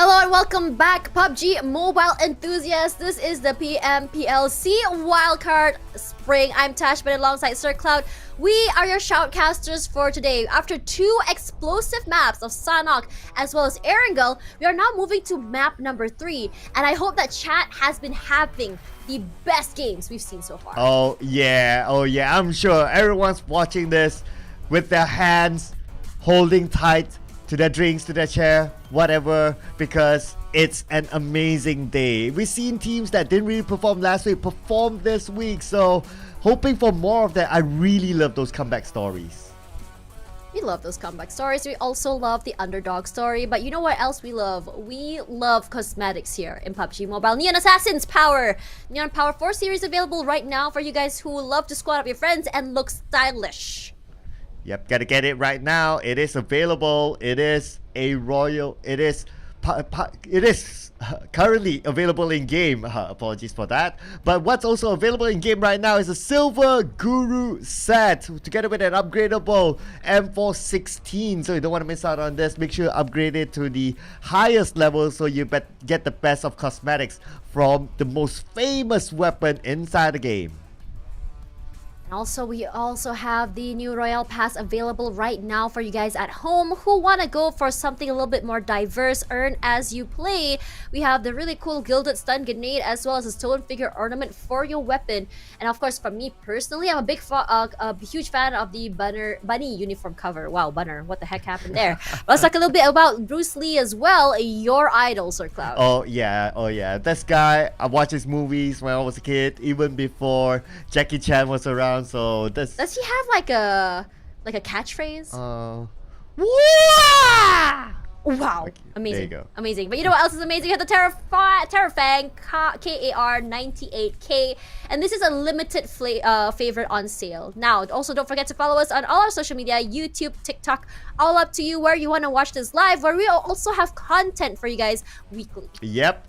Make sure you do it. We're all over Facebook, YouTube, TikTok, and of course don't forget to follow us as well, me, Sir Cloud, as well as Tash Bunny, so that you don't miss out updates from our own life. But after this, we will be watching the next few matches that will be happening, of course in Erangel, and then the final 2 matches today will be in Myanmar. ACDE. No Group B, no SKR, no YG, Vipers, and Axis. Now, SKR, YG, and Vipers, I feel like they have had a pretty good run today. And this is a great, I would say, a great situation for them getting this break. Number 1, gives them a breather. Number 2, gives them a chance to kind of prep as they go into Myanmar later, because they are going to be having 2 maps in particular. And in my opinion, my prediction right now is going to be FVE, WPM, and Falcons. But right now, I feel like today, it is FVE is not having the best of rounds, and so are the Falcons. Yeah, but well, it is part of your prediction. I guess it's just wanting to boost them up, perhaps. No, it's not about boosting them up. It's all about patterns, and the pattern is not hitting today. Okay, but anyway, so my personal pick is gonna be BG. I think this week they're doing really well. I like your BG pick. Oh yeah. I love your BG pick. Absolutely BG. But we gotta get into game, so we'll see you inside Erangel.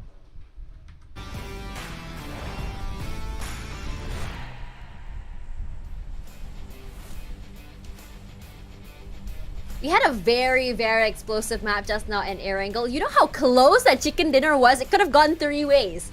And that is what I am expecting for this map in particular. Now, Sir Cloud, we talked about BG having their explosive start here.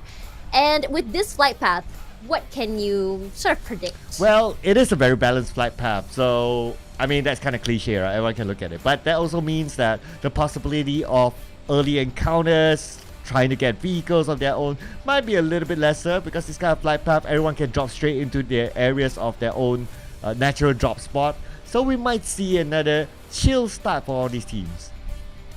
Yeah, I was very quiet earlier, and honestly, I was a little disappointed. Nothing wrong with it, but as a viewer, as a caster, we love violence. We love action from beginning to end.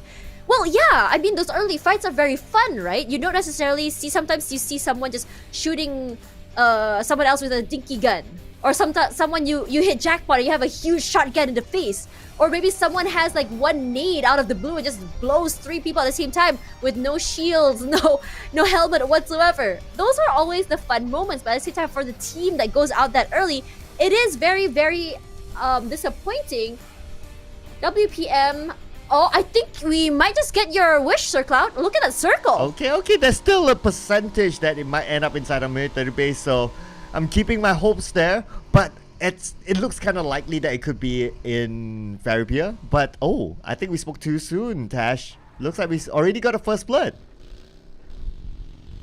What? I looked away for 1 second to sneeze, and then it was gone. Did I just jinx them? Excuse me. Yeah. Tash's caster's curse is in effect.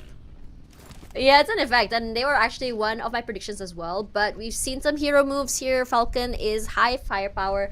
But for Sin as well, I think that Sin has had a pretty good run. Especially for Holy Lanju, who I believe is the big flanker for a team, big person to come in and take space and just play right in your face.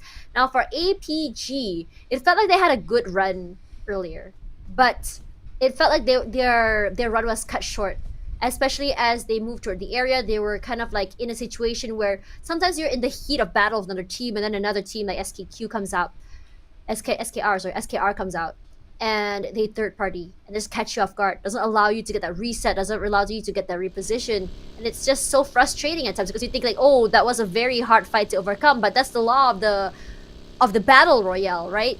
Nothing is fair and everything is fair play.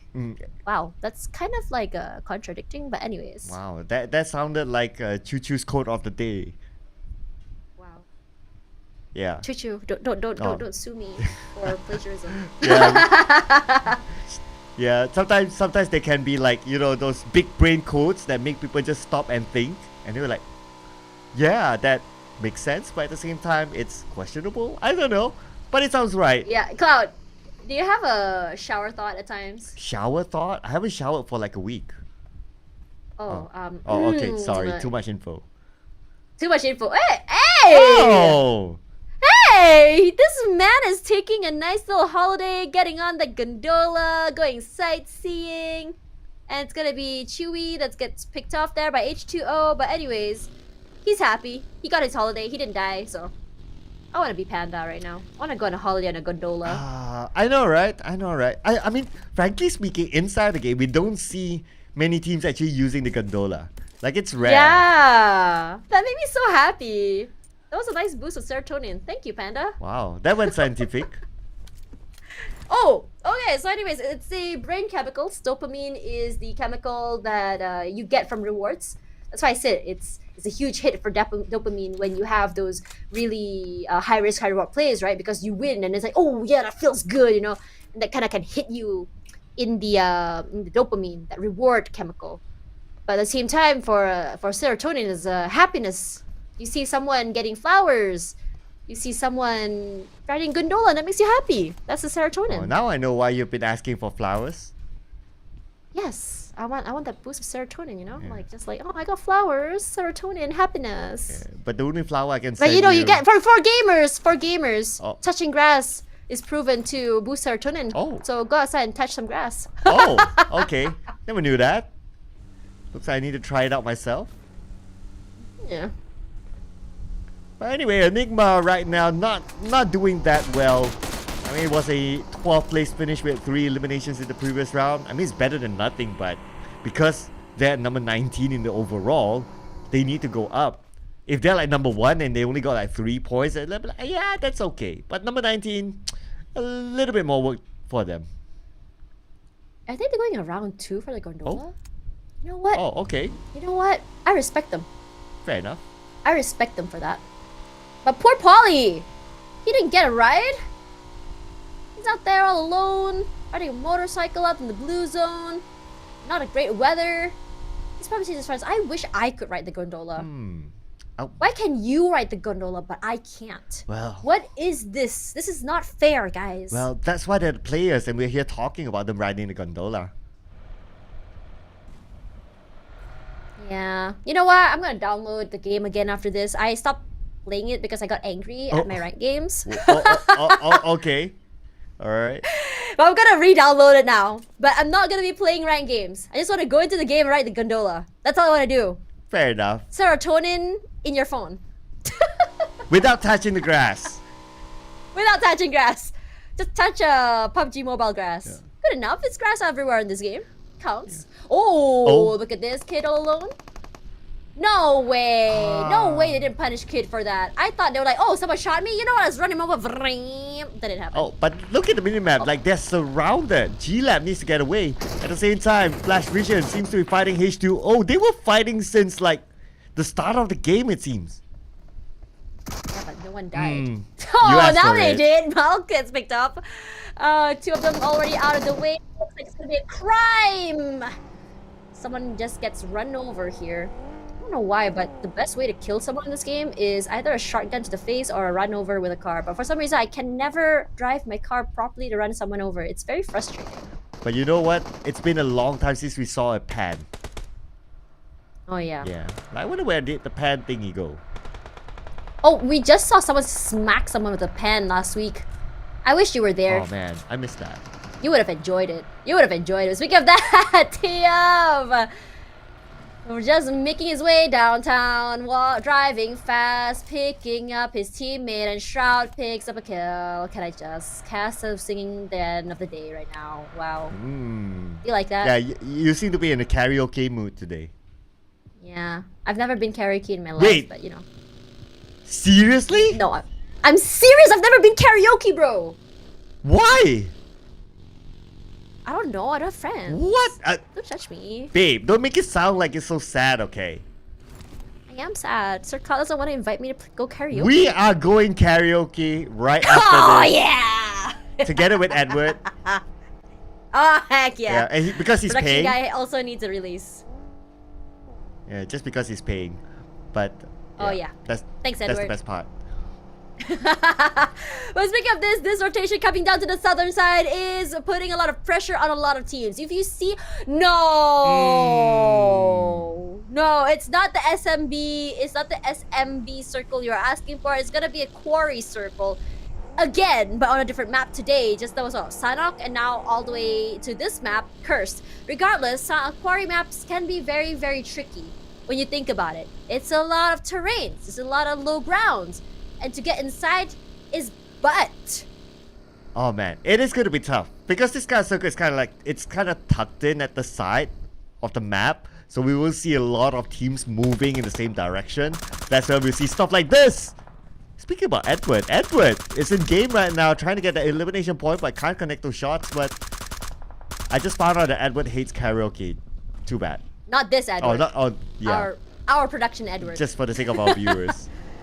Yeah, regardless for Aaron, I think for TX just now, I think like for last week when you look at TX, they've had those moments, right? Where they're just like, wow, look at their positioning. Look at that high ground area they've had. Wow, look at those long range shots. And you know, you start having a spark of hope and you think like, wow, it's a good run for them. And then it feels like this week they're kind of struggling. What do you think they're struggling with, Sir Cloud? In the most dad way possible. Explain it to me. You know what? Sometimes I feel that it's not their fault. Sometimes I feel that it's just other teams adapting to the game. It's like they're doing the right things, they're doing okay, but then again, it's just other teams countering them. So it's not their fault. Does it sound daddy enough? Yeah, that's a very encouraging father. Sir Cloud is ready. Yes. Yes, to be a dad one day. Yes. Hit him up, by the way. I have 5 cats though. You gotta accept my other kids. Oh, he's already a cat dad. He's already a cat dad, so it's fine. Regardless for PvE right now, the shots coming through. Panda knocked down here, and Rankid gonna be very happy. And for SP, what the heck? What? SP running away from the clutches of PvE and straight into Sin. Wow, they are not having a good day right now. Thinking you are free from the blue zone, free from PvE, and suddenly out of the way. And on top of that, they actually just left their teammate behind. No, man. They still notice that Rankid is on the way. But you know what? For SP, still getting one more. Jigsaw making the puzzles fit here. Ooh, he gets hit there, but the run and gun not giving him any favors. He didn't even get a pick in terms of points. It's just so unlucky. The timing from the other teams is just a little bit too fast. And for the team, they're not able to catch up with this speed. Some teams are just doing so good right now, moving so quick, as though they're moving in 2 times speed, honestly. Tash, speaking about sin, I have to say, Yeah. nobody is free from sin. Is that a dad joke? Yeah, I try. I try. I was like, is since rotation hitting anyone? Are they hitting 4 people at the same time? And then I was like, oh, it's that joke. Chat, just press haha. That's all you have to do. Just place haha, and he will be a happy man. Yes, please. I'm a very simple guy, you know. If someone reacts to my dad joke, I'll be fine. Yeah, but you know who are not fine? These players. This circle, unforgivable, but BG straight in the middle. And they have a nice little terrain to work with, so does FVE. So technically, their unspoken gentlemanly rules will apply for a little while, but FVE with the one with the drop with the care package come to the airdrop rather. Sprays come in here from G Lab. Newbie, they want to make sure they come up on top here for H2O at the same time. What a shot from Kai! So he can pop to his face. I hate that. I felt that in my heart. Yeah, it just like happened, just like that, and it's like no chance to react. So I totally understand. I mean, I've been there. Yeah, because you're holding a corner, right? Yeah. You're holding a corner, and you have not moved at all. Then someone just runs up and shoots you, and this is where, like, I want to say, like, your crossfire placement already perfect. You just don't expect someone to swing that big, you know? Yeah, and by the time you notice it, it's like that person is already in front of your face and he's holding a shotgun. There's no way you're gonna get out of that. Yeah, I hate that when it happens. It happens to me all the time. It's okay, I feel you. Oh, okay. feel That's you all the why time. you just want to play the gondola. You just want to sit on Yeah. the gondola. Exactly. You just need a break, right? And also there are some limited time events as well in the game, just to give you a breather. Should look up. Hope the next one's gonna be really cool. Regardless, right now MIGs for WPM. I think WPM has been doing fairly decent today, but not as aggressively as how they want to be, not as big as they want to be. But in this case, they got one pick here. They nearly get taken out, but if you look at their area, they're not in the worst situations. They're still very happy and healthy with 4. They are all looted up. They just need that reset. But TF, a huge onto 1 member already. We just talked about APG earlier, didn't we? About how, in terms of their play, it's more reactive than proactive, waiting. And I think in situations like this for APG, it works out in their favor. How they get that pick first and then they react to that pick. Maybe it's just one person that really needs to lead in terms of that momentum for the team. Well, you could be referring to Zero. But hey, we I don't miss miss my him. boy! Ah man, but looks like FOD will miss their serene environment. Now they're being gunned down by APG as well as another team from afar. APG going in. FOD might lose easy. Oh man, these shots coming in right now. 2 already down. Need to get the revive onto Shroud at the same time. But they are aware that they have 1 knock. They want to secure that kill. Unfortunately, the nade does not take him out, but it does put in a lot of damage here. Joseph all alone on the other side. What are you gonna do? Just hiding behind the haystack. They know exactly where the other 2 members Here of we go. APG are. Does that nade actually connect? Yes, it does. Find the kid. Beautifully done. Nung! Ooh. That was very, very dangerous, and they get stolen away here. APG out at 14th place. Only 1 elimination in the bracket. And on top of that, 1 kill stolen away.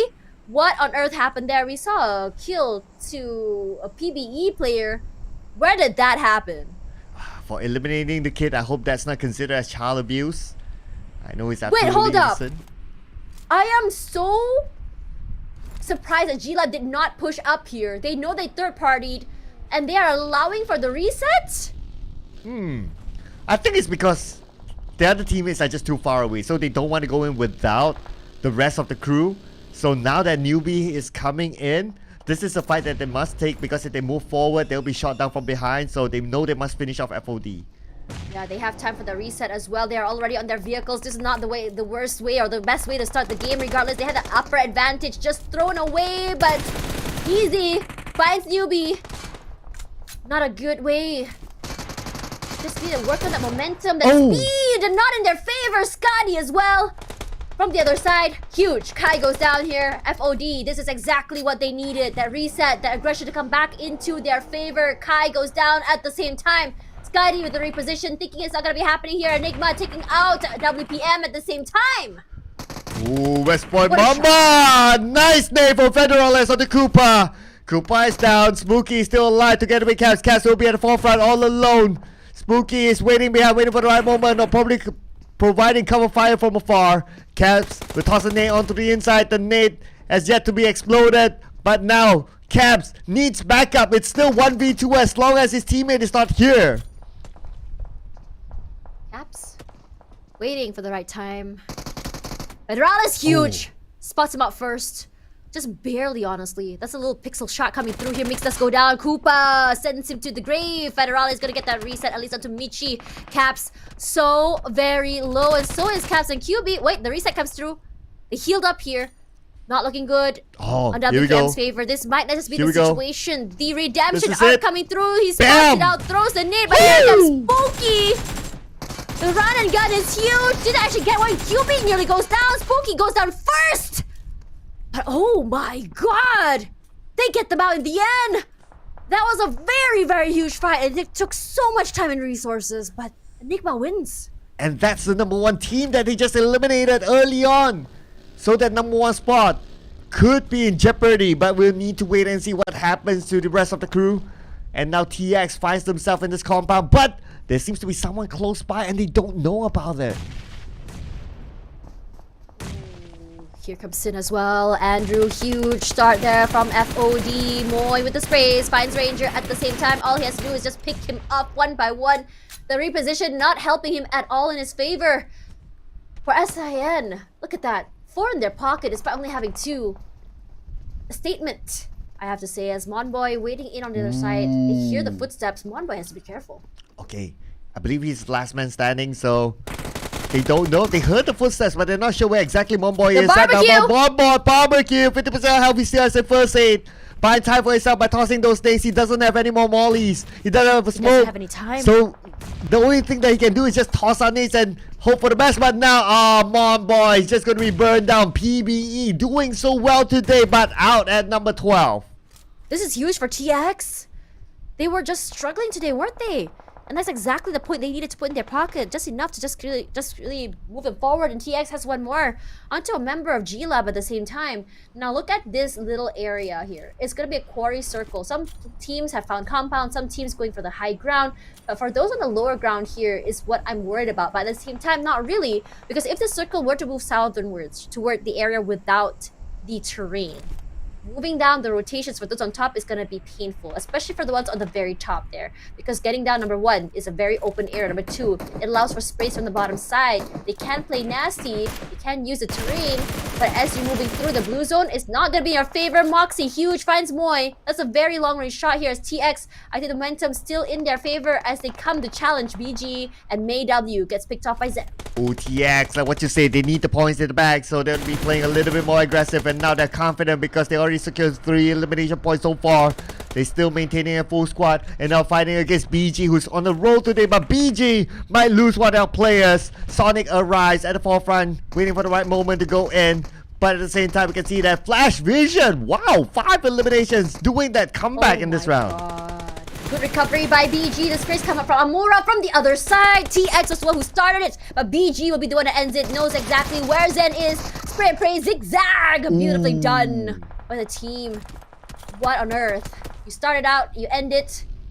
Gonna get a pick off onto, or at least a pickup onto May W as well. 5 eliminations in the pocket here. We saw Enigma try to challenge them, but Enigma might just have a bitten off more than a chew with only 3 members left. I think the idea for Enigma is they wanted to third party, but that fight took a little bit too quickly. And also, BG was able to go for the revive, the reset, because look at that. They have a lot of air to play. It's also the high ground, allows them to get the reset, the smokes as well.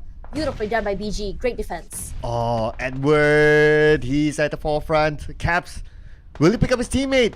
Can he find a good angle, or he'll be punished by it? Spooky still on the far ground. Spooky keeping eye. Caps counting for the right moment, and now Caps will go in for the revive. Spooky will keep eyes from afar.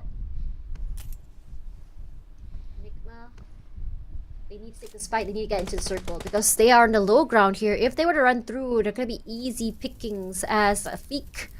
Last person left alive, just trying to stay as quiet as possible. You know something? You know about the bear, right? If it's black, play dead. If it's brown, turn around and fight. Really? I don't remember. Yeah, apparently you're supposed to fight brown bears. Oh, okay. I just saw a very interesting movie, but I can't say it here. We'll talk about it after the stream. But the circle will be pulling toward the quarry. Ouch! This is a very, very painful circle. You're also painful. That nade from BG. The sprays come out here. Look at Enigma. They're so very low. They can't do anything. They get knocked here. QB. Oh, resets come out. As BW pen in hand. Oh, mate. Good double swing coming through here as they eliminate the last two members. Enigma, 9th place for eliminations. I think this is their best run today, and I think they're going to be very happy with that. Well, there's nothing much that Enigma can do, frankly speaking. They were caught on the low ground. There's no way they can go up, and there's no more circle. So they had to move that direction irregardless, and that's the best that they could do. Unfortunately, it wasn't the best situation.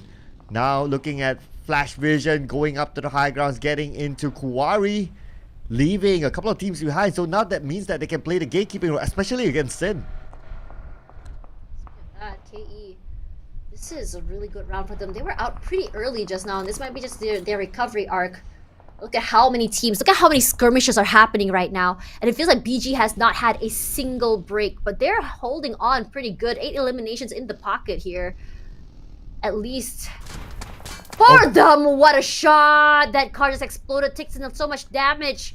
Skynin, this is a huge flank. Look at how he's playing. He's always been away from his team, but now gonna pick up DZ. No worries, his teammate GE West is gonna be the distraction here as May W.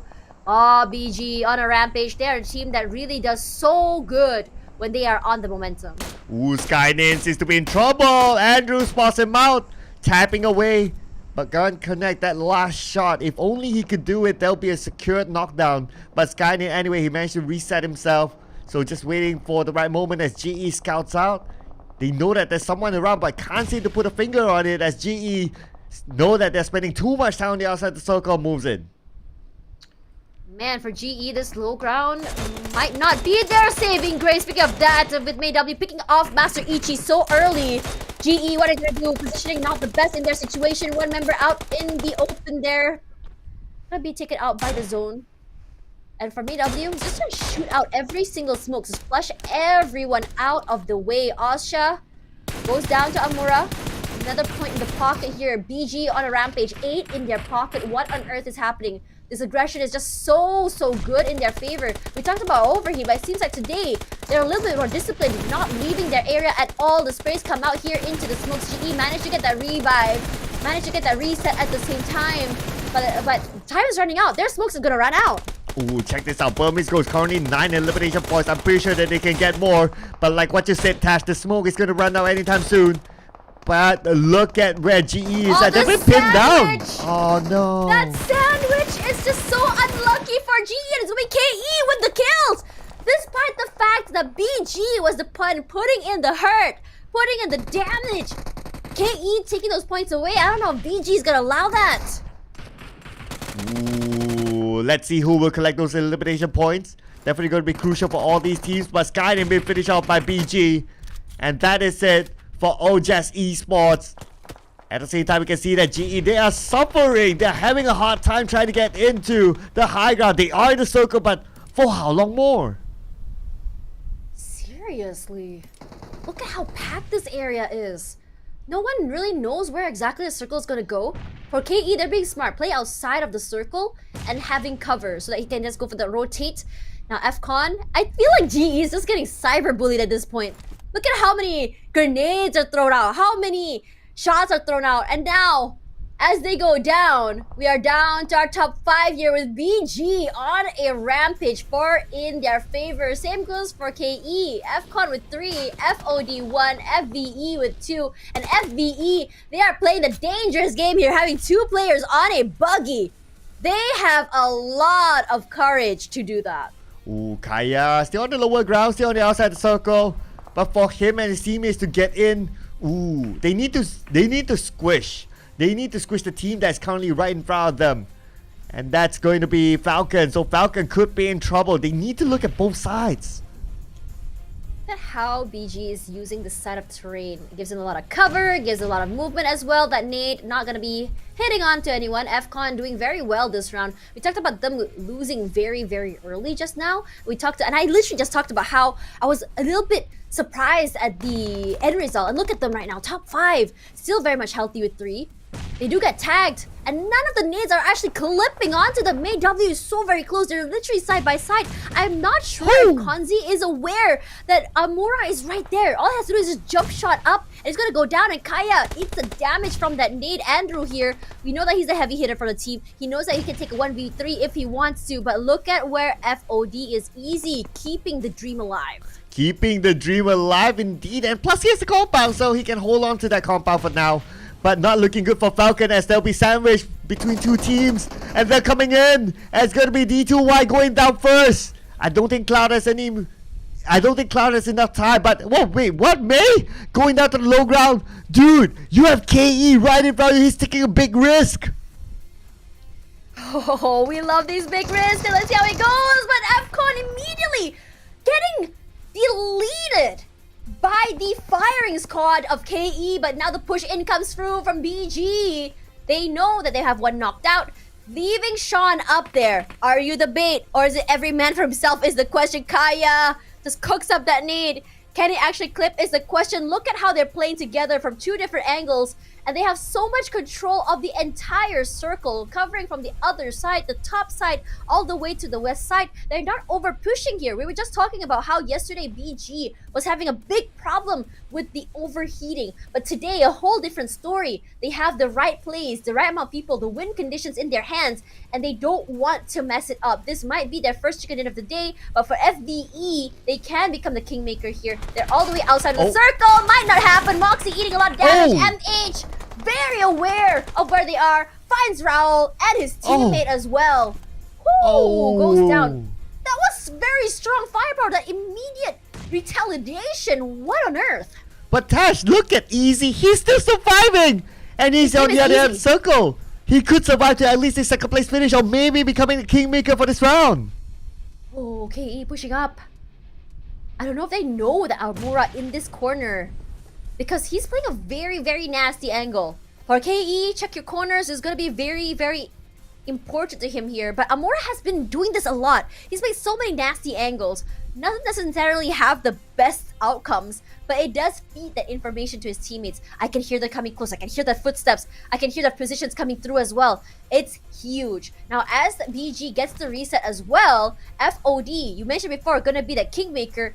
Who he decides to go for that first pick is going to be huge. If he goes 1 pick onto KE, immediately BG is going to push out. If FOD pushes forward to where BG, same outcome goes, but it's going to be hard to navigate through this area. It's I would say an elevation point, plus the blue zone pushing onto him.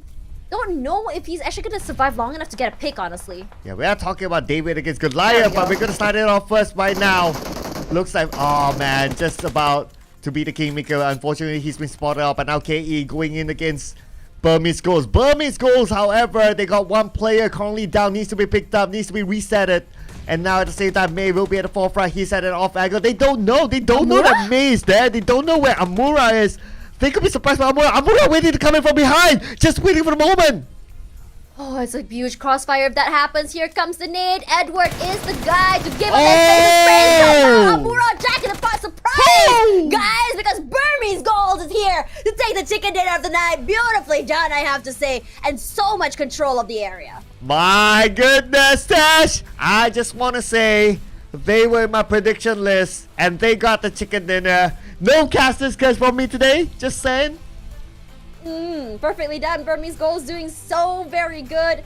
Perfect execution of control, aggression, as well as teamwork coming around. This team is looking so very good, and I think they are definitely the embodiment of a slow and steady wins the race. Don't have to rush to get better, and a good growth of every day is an improvement for us. Regardless, also FOD doing well as well, surviving and keeping the dream alive, I have to say. It's just unfortunate his positioning was not in his favor. For 3rd place and lasting that long, huge. Huge indeed. And of course, it is huge for BG. The man of the hour is going to be Edward. Well, someone's going to be proud behind the scenes. Well, look at the amount of damage he threw out. 1,167 is massive if you think about it, because it means that he's actually putting out damage. It's actually very, I would say, similar to what I expect from Migs, always the person to run forward through that damage out. And honestly, it's because Edward has been the guy that's been throwing out those nades. I bet you a majority of the 21 nades has been from Edward, and his throws have been very, very lethal. Beautiful Kobe's coming around, and even if it doesn't hit properly, the clips are enough to allow for that sprays to get those picks to send them home in the end. Yes, and these are the teams to watch. Of course, our top 4 teams, and BG finally stepping it up. I mean, they were great. They were doing decent last week, but this week, I mean, they have stepped up another different level. So BG today, every round, they ensure themselves points in the back, and now with the chicken dinner, it pays off. You know, I haven't seen WPM and Enigma take any fights for a long time, at least that early. A 4-on-4 that fast really caught me off guard, because in a lot of situations, WPM comes up on top, but because Enigma is a little bit more proactive this time, a little bit more aggressive, I think it actually just catches some teams off guard, get the pick, push up, and that was exactly what I was telling Tucci yesterday. So for today, I think across the board, the utility usage, the teamwork has been great. I haven't really been seeing that huge mistakes that we saw from week number 1. And this is the improvement that I wanted to see from them. Now, 25 points with 15 eliminations. This is a very, very aggressive BG. A BG that really gets the ball going. And I think for BG, if they start off the game huge with the first pick, with a good kill, for some reason, they seem to get that confidence and they go aggressive, and they do very, very well. Regardless, look at how big the point disparity is between BG and FOD, who right now 13 points in the bag, FVE with 11, and surprisingly KE, despite getting second place, I believe, only because they don't have enough eliminations, take 4th place. Oh yeah, so I mean, it's all about eliminations nowadays, right? So you gotta focus on that a little bit more. But anyway, can't really complain if you manage to get like this amount of points. A double-digit finish is always good. So yeah, I mean, at the end of the day, if you get a double-digit finish with this current point system, I would say it's already a great move.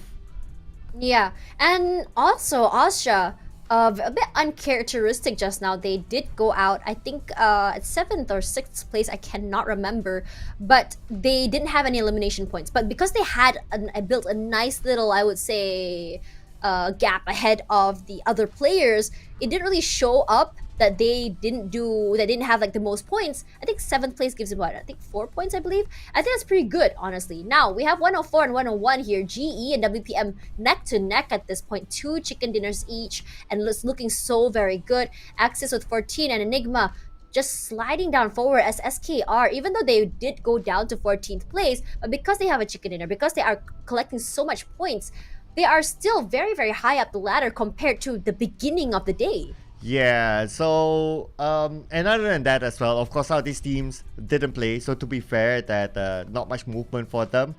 We look forward to seeing how they'll perform in the next round. Not much movement overall for page number 2, only like 4 teams moving up and down. So that's 1, FOD and SKR with their own chicken dinner. Despite that chicken dinner, they're still on page number 2. So it just shows that, again, consistency is always the key.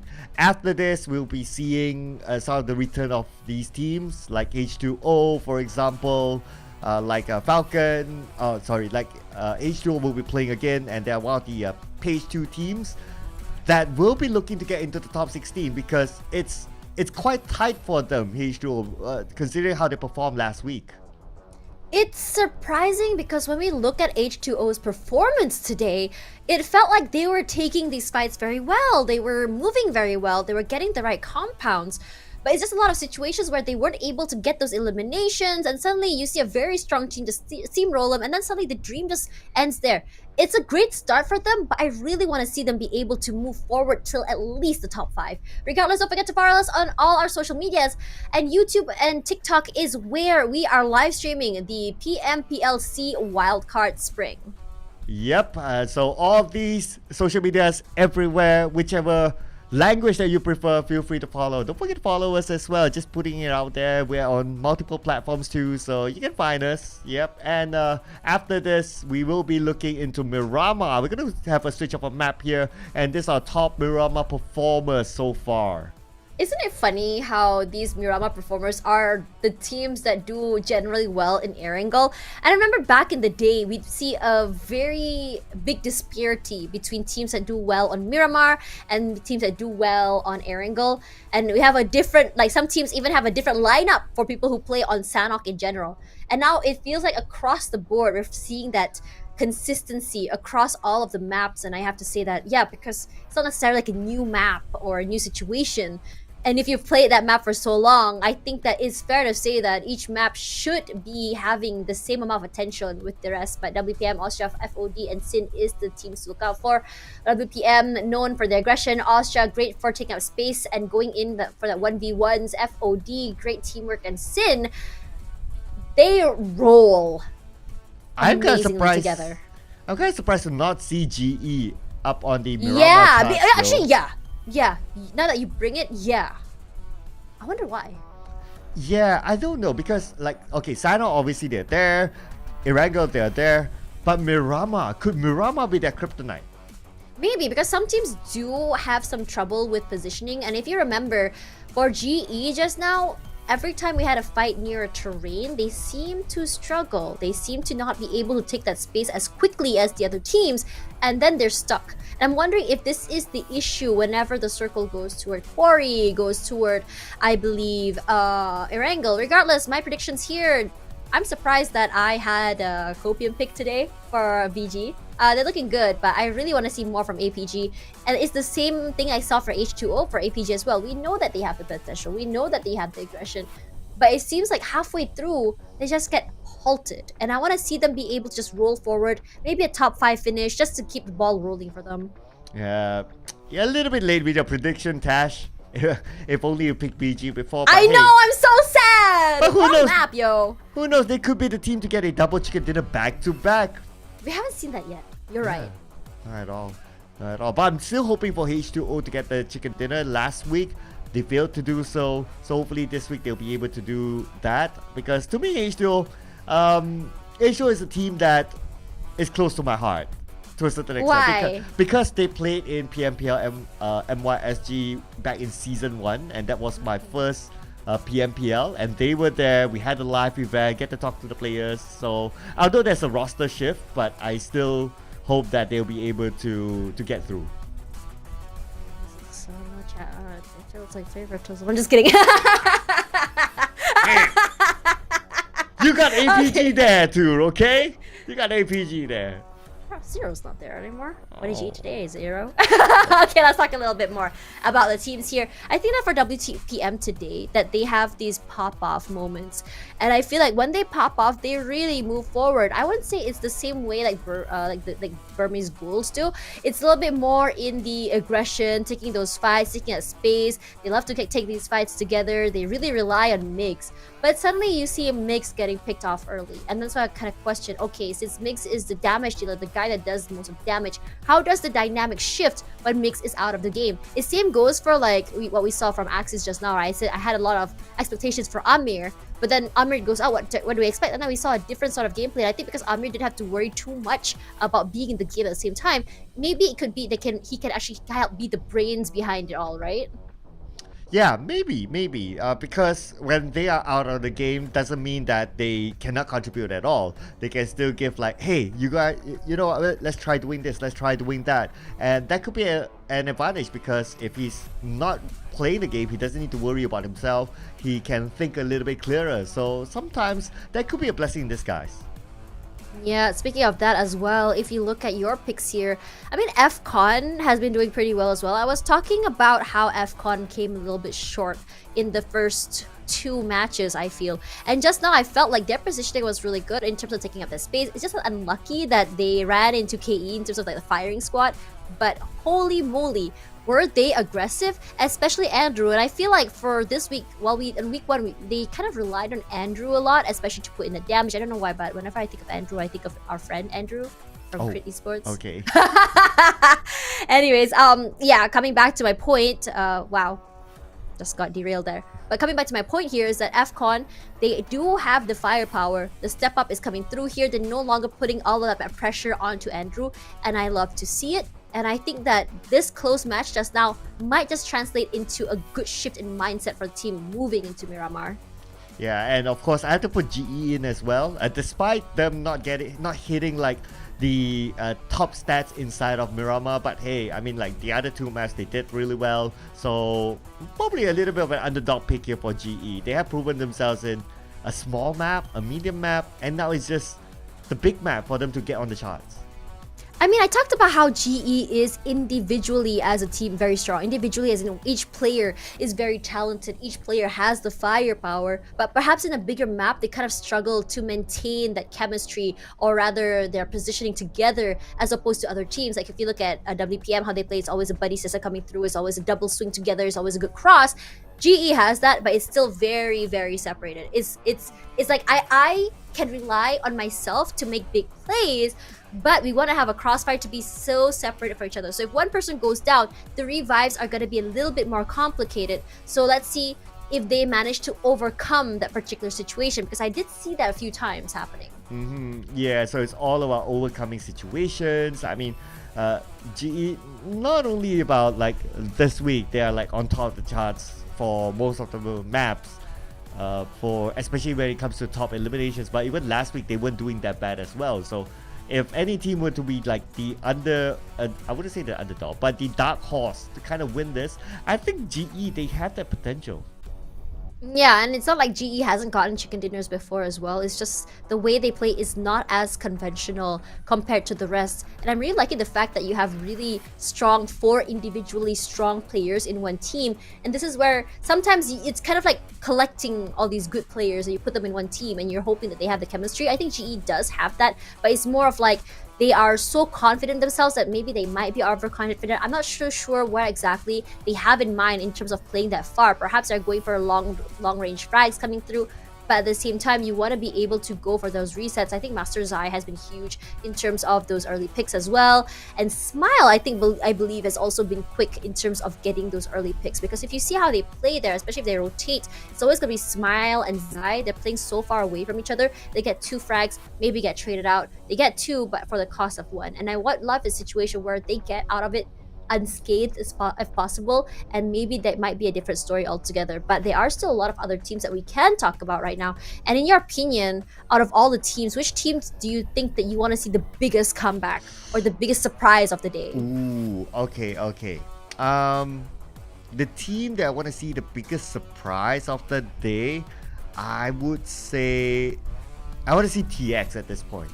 Because because last week I noticed that TX, they were really aggressive, and because of their aggressiveness they managed to secure a lot of elimination points and they took advantage of their momentum. But this time around, so far this week, not really their week. But hey, so I guess that's why I just want to see them like come back up again.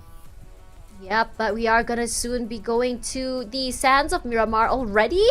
4th match of the day? That's how fast these maps are going, honestly. Because we remember how back then it was a lot more slower pace. I was just telling Chuchu that every single season, I've been here for like 3 seasons now, and every time I say, please, I want a prison circle, and it's never happening. Chuchu say it's never ever gonna happen. But you know what? What if I had a circle for the islands outside of Impala? Can that happen? I have seen that happen at least twice. So it's not impossible. Yeah, I would say it's not impossible. It could happen. It has a better chance than Zarky for some reason. But anyway, let's see if it happens. And if Tashius gets it, let's go.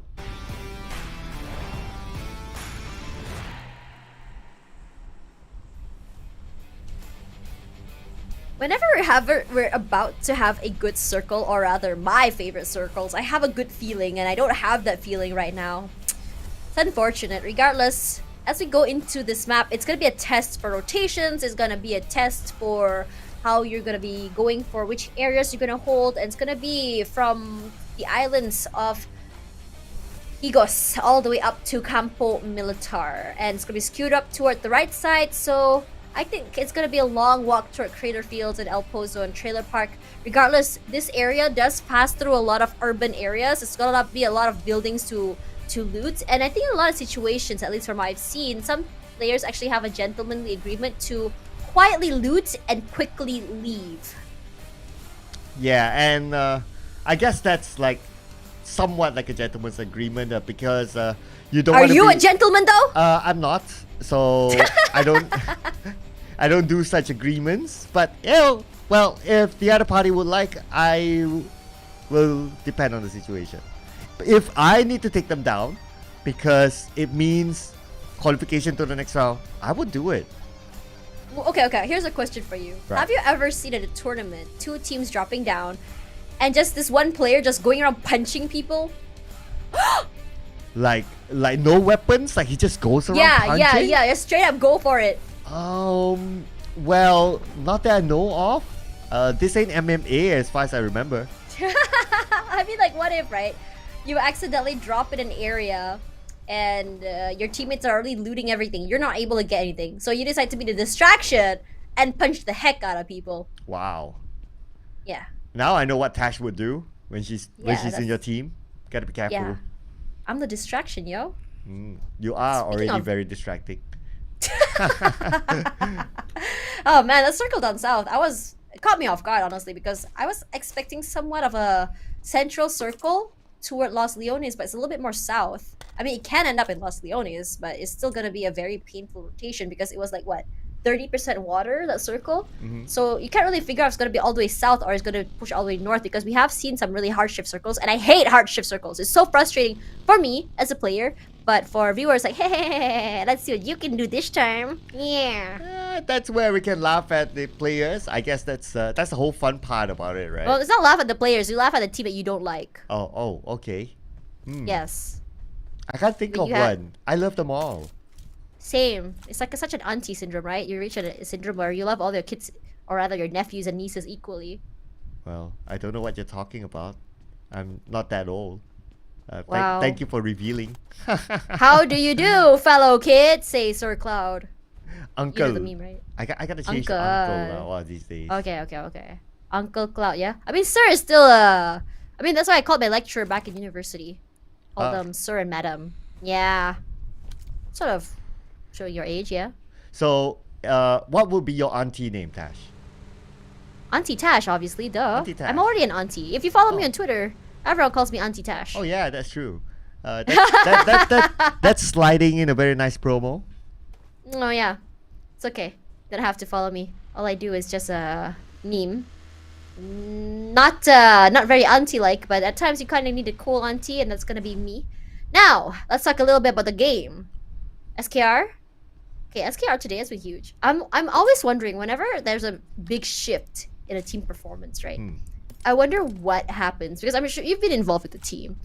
And what happens when there's a big shift in performance during maybe a day before and the day after? Like, what goes through their minds, and how exactly did things change here? Well, speaking from experience, I can say that if you perform well, then that's great. You get the hype, everyone's happy, coach is happy, manager's happy, and all around good vibes. But if it's the opposite, if like, okay, one round you do well, and the next round you don't, and the don't is to the point of like being the first team to go out, for example, it's always very hard to pick up from there.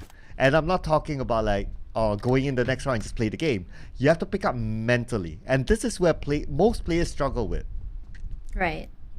So what do teams usually do when it comes to that mental? Because I know that some IGLs, they are also the guys that go, it's okay guys, or they kind of calm the teams, but in that situation when your IGL is also tilted, who helps the team then? I would say this is where we gotta give it to the backroom staff. Oh, okay. Hopefully Burmese Ghost has a good backroom staff because this is where they play a big role, like the manager, like the coach, to really lift up the team again. So that also means that in whatever situation it is, the manager and the coach has to remain cool and calm. Yeah, speaking of cool and calm, that was huge by WPM. And I feel like for WPM, it's a new fresh round for them. I don't know why. It just feels like I cannot understand how I feel this, but it feels like a mind shift for them, or a shift in how they play because of how they are moving, how they're moving and playing together. This might just be it. And honestly, I'm surprised at how far away the player of BG, especially MH, was from his teammates. And I think from a lot of last two maps, MH has been the one to go down. Very, very early, actually. And I'm wondering why the 3-1 situation, because it's a very high-risk situation. And what is their goal in mind here when you play like that? Yeah, I guess sometimes it's to survive, especially if you're like the one. Yeah, I mean, everyone would like think like, okay, it's great to just clutch, but in most situations, especially in PUBG Mobile, clutching is very, very difficult. It's because of like the space is like 360, so you have a lot of angles to cover. So that is why every clutch moment is just huge. But this could be a huge moment for Caps. I'm just shocked that Caps was able to just get out alive over there, but his teammates are coming. Cavalry is coming, Spoogle. Gonna be repositioning. Look at how the other member is so far away. Gonna be playing this long range here. Rain has been putting a lot of damage onto QB. A lot of damage, but Cap still finds one! Okay. Huge into Deja. Spoogle is outside. He's gonna get that reset, no worries. But it feels like for Enigma, again, that timing, hesitation coming through. Here we are. We do get the revive, but can they swing out together? Speed goes down. Spoogle gets the pick off this time. Jump shot comes through. Deja gets that reset. Still one person left alive, and that's the end of Vipers. Never mind, I was just talking about timing, but it looks like for Enigma, the timing is looking a lot better. Especially since Rain is so far away. It felt like that one-man advantage, at least a less man advantage from his angle, is not going to help out, and he goes down in the end. Yeah, and it does help that the fact that they eliminate a team that's not too far away from them in terms of overall chart. So with that elimination, it gives an opportunity for Enigma to overtake them, but they still need to collect points in the bag. Right now, we can see a gap of say of 7 points. So they still need a few more elimination points. Oh man, with BG already one player down, May W got tagged off here. Not too sure which team was in front of him just now. There's two actually. I believe that one of them is KE. Have to go for those resets, play quietly, but thankfully for them, this is an urban area. Gives a lot of cover, there's a lot of buildings, high grounds at the same time, and Amora has been huge when it comes to playing close, playing these high grounds, relaying that information.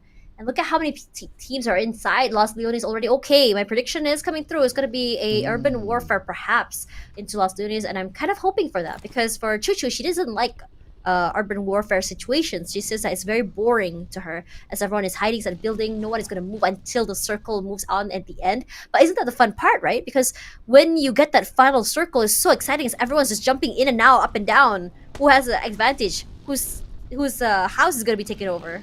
Yeah, I get the anticipation of that circle closing when everyone's like holding the corners. But I personally am not a fan of urban warfare as well. I think the game really slows down.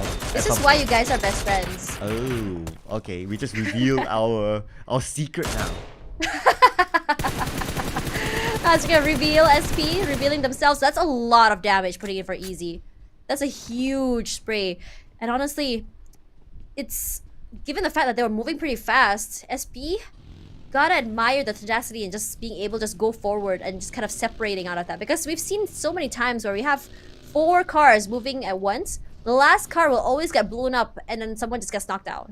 So the fact that they're able to reposition into different areas, kind of split up a little, gives them so much space to move, and SKR finds one. Tiav, lock your doors! No, that doesn't really matter. Those shots are sharp. SKR with the reposition. More shots coming through from APG. They need to go for that reset and they get that pick off here. Not happening. Tiav gonna be secured by SKR. First kill of the day, or at least for the map for them. As another 2 just 2 members now out of the way. 1 member out of the way. And the other members for APG have to give up that space. They cannot take this fight. They need to go for a reset. They need to find more utilities. They need to find more resources. With this reset coming through here, look at how much damage is coming onto Power's helmet already. They don't have a lot at all. They only have 4 grenades to play with. Yeah, and plus because they lost one player, they need to move into a smaller compound. Because if they don't have a full squad, it's hard to cover more angles. So with that number that they currently have, a small compound works. But speaking about compound, so teams currently in the middle of Los Leones, I think they'll chill for now. I don't think anyone will be moving when it comes to those areas in Los Leones. I remember the first time I casted PUBG Mobile, I was asking, why is everyone in the same building and not moving? It's because no one knows where exactly to expect anyone. And this is why I think for you and Choo Choo, as viewers, as casters, it's not very fun. That waiting period is just so... I mean, like, yeah, the ending is great, right? But the waiting period is so agonizing. No one's moving. No one is revealing themselves. Everyone's just trying to survive for as long as they can. They want that placement point. It's number one. Number two, kill points will eventually happen as the chaos ensues. So speaking of chaos, FVE, they've been pretty chaotic today.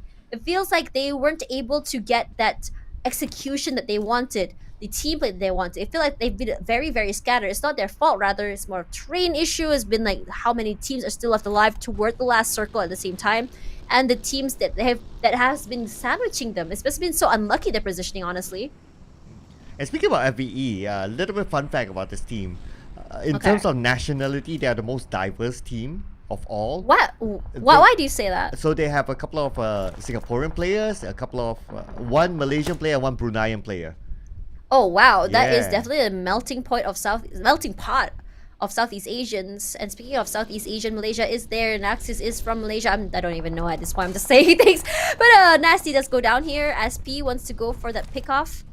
Let's get tagged just now. We saw the vehicle get shot at. And here goes CC with these sprays to come out. That's some nice damage coming through here from Dabe. But not enough to...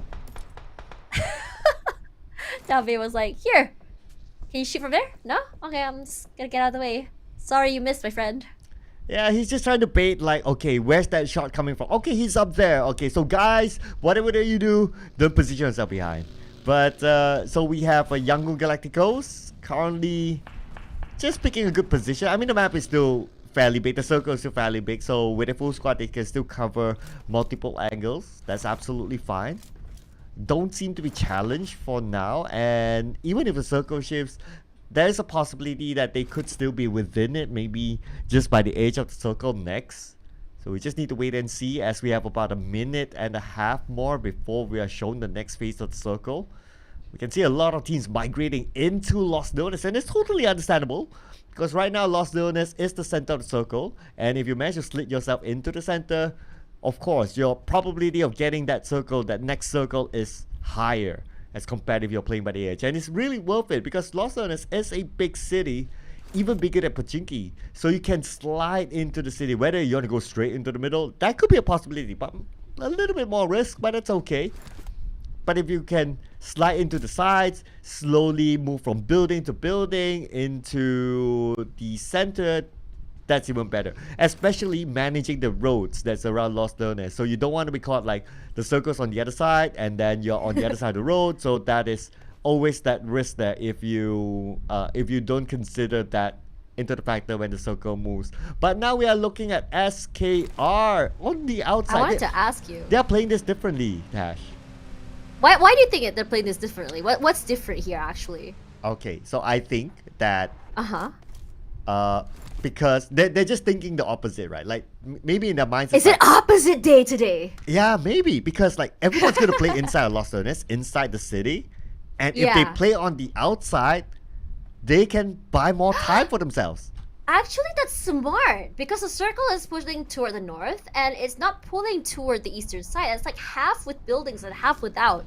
So we also have YG playing on the terrain as well. So personally for you, would you rather go for a high ground terrain or would you rather go for a compound? I think high grounds are better, but let's focus onto this fight for now, as we have West Point Mamba coming in to that one compound. That compound seems to be pretty good. Yeah, it's by the edge of the circle, so it's kind of okay, and it's fight that they needed to take. But Enigma sharing the same compound with their opponent. Enigma's pretty spread out though, so they need to come back up their teammate.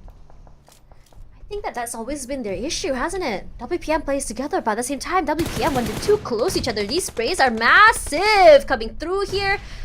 And again, explosions happen. Michi does go down. Caps gets tagged out here. No clue whether it's from the members of BG. Remember, we had Amura playing the high grounds, playing those long range. GE actually taking a fight onto BG. Koopa, all the plays, all the spots, and that area, despite the smokes, should have had his teammate walk him onto the other side for that revive instead. Bit of a miscommunication there coming around, but WPM's firepower is doing so good. This is a nice compound, it's big enough, really good for repositioning at the same time. So good right now for FVE at the same time because they can go with third parties as well. H2O, their eyes are all onto EG. If you think about it, they are just trying to go for those picks here, for the kill steals. Another nade comes out, tags out another member of Enigma. It feels like as soon as they go for the reset, their HP just dwindles away. Oh yeah. They need to be careful because like the shots can come from multiple sides, and maybe that's why their HP just goes falling off quickly. Looks like everyone is just like beginning to rain bullets. Like, hey, someone's hurt! Everyone shoot! Yeah, just focus. No, but to be fair, it's because they all want to get that 1 point, and we've talked about it multiple times that how important elimination points are in the new format.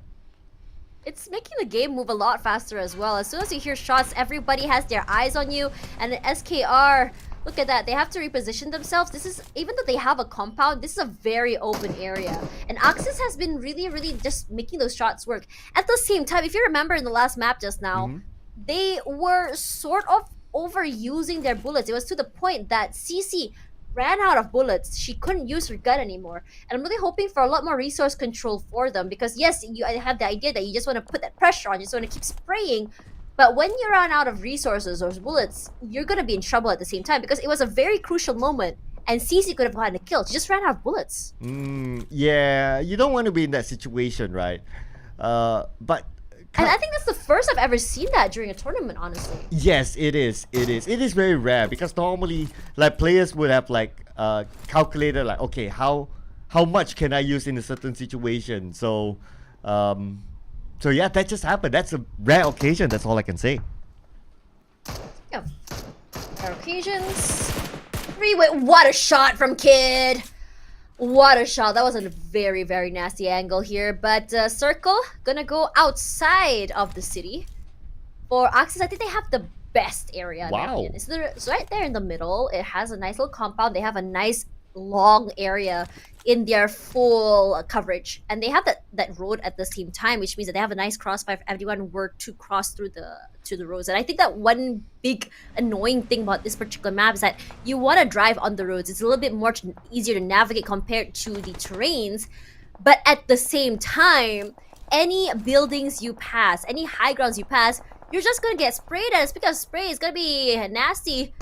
Finding a member of GE there could be a huge pick for them. And I think for Axis right now, since they're so far behind, they need to pick up the slack. They need to get a chicken dinner if possible. They need to get those picks. And SKR as well, not stopping. Andrew picked up as Nasty finds Master Zai at the same time. How the turntables was GE, one of the strongest teams now, getting taken by a team on 16th place. Well, statistic-wise, this ain't their map. So it's going to be a little bit challenging for them. We will be playing 2 Miramas in the day, so they gotta be up for the game. But now speaking about another team, SKR seem to be in trouble. Oh, they're the ones who are getting that elimination point. But now we are FOD moving in FOD. Now we're just moving team after team because everyone's moving in the same direction at the same time. Oh my god, WPM now in trouble. H2O finds a kill. WPM Federal is going down. Almas as well, now down for the count. Kuts, huge nade. And suddenly, WPM just falling apart right now. 14th place, 1 elimination. This is what I talked about. Because sometimes WPM plays big and now it goes small as the circle shifts here. People need to take this fight. They want to pass through. And if they want to pass through, they're going to find everyone in return. This is where you need to reposition yourself. Smile finds a Koopa at the same time. Talking about just now how EG was kind of struggling against Axis. That reset's huge for them. The reposition as well. And it's looking so good right now. They do lose 2, but QB in trouble. Beautiful dodge coming out here. Coming onto the other side. Double swing from Axis. Beautifully done. Takes him out. Loving this team play from teamwork coming from Axis. Felt though they won last week. We were questioning a lot of things in this one. their improvement massive. Oh yes, I look forward to their further improvement. But on the other end, unfortunately, WPM, the number 1 team, have been eliminated. So this is an opportunity for GE to go up to the number 1 spot. But we'll need to finish up this round first, as H2O is currently in the same compound together with another team. They are on the upper grounds, on the upper floors. But H2O, they don't seem to be able to find their opponent as John resets. Joseph on the rooftop. Joseph will have the high ground advantage for now. Joseph just taking his time here. We also see Lanju accidentally barbecuing his teammate as well. Sin goes down. So unfortunate. I think it might have been accident here. Joseph still very low. He goes for the sprays. His teammate's coming in from the other side. He has to buy some time. Get it for John. Time. Oh, John! On his favor, does get knocked out. H2O running for his life. Unfortunate. But you do see the reload come through from John. John thinking maybe not a good time for him to get that revive about now in the circle, pulling into the middle side here. SP still in the very, very middle areas. YG slowly pushing forward here. John, I think H2O is very aware where his 2 nades used. John! The sprays come out here. This is a very nice angle he's playing. John! Look at the wall! Run and gun! Beautifully done! Nastily done! Getting chased here from 2 different angles. Do not get isolated. Nice cross coming through from H2O. John, only 2 bullets. Oh no! Not gonna happen. Yeah. It's the revive at the same time. John out of the game. 12th place for eliminations. Pretty valiant effort. John only had 2 bullets anyway. The best he could do is get another knockdown and that's it. And he wouldn't be able to have time to reload or even switch over to another weapon. So that's just unfortunate for John that he had to run out of ammo at that time.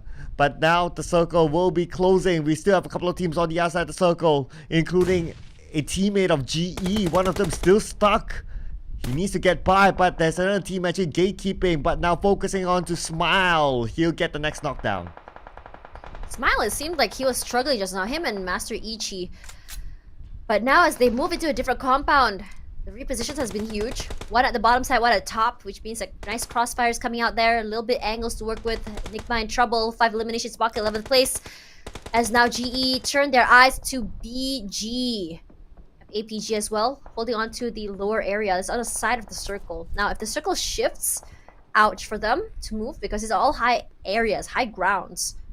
Nice little sprays to come through here. Skadi, G-Lab doing well, holding on to the area, not allowing the push in from BG. I think, oh sorry, YG rather. For YG, they've been trying to get inside, but it's been really hard for them.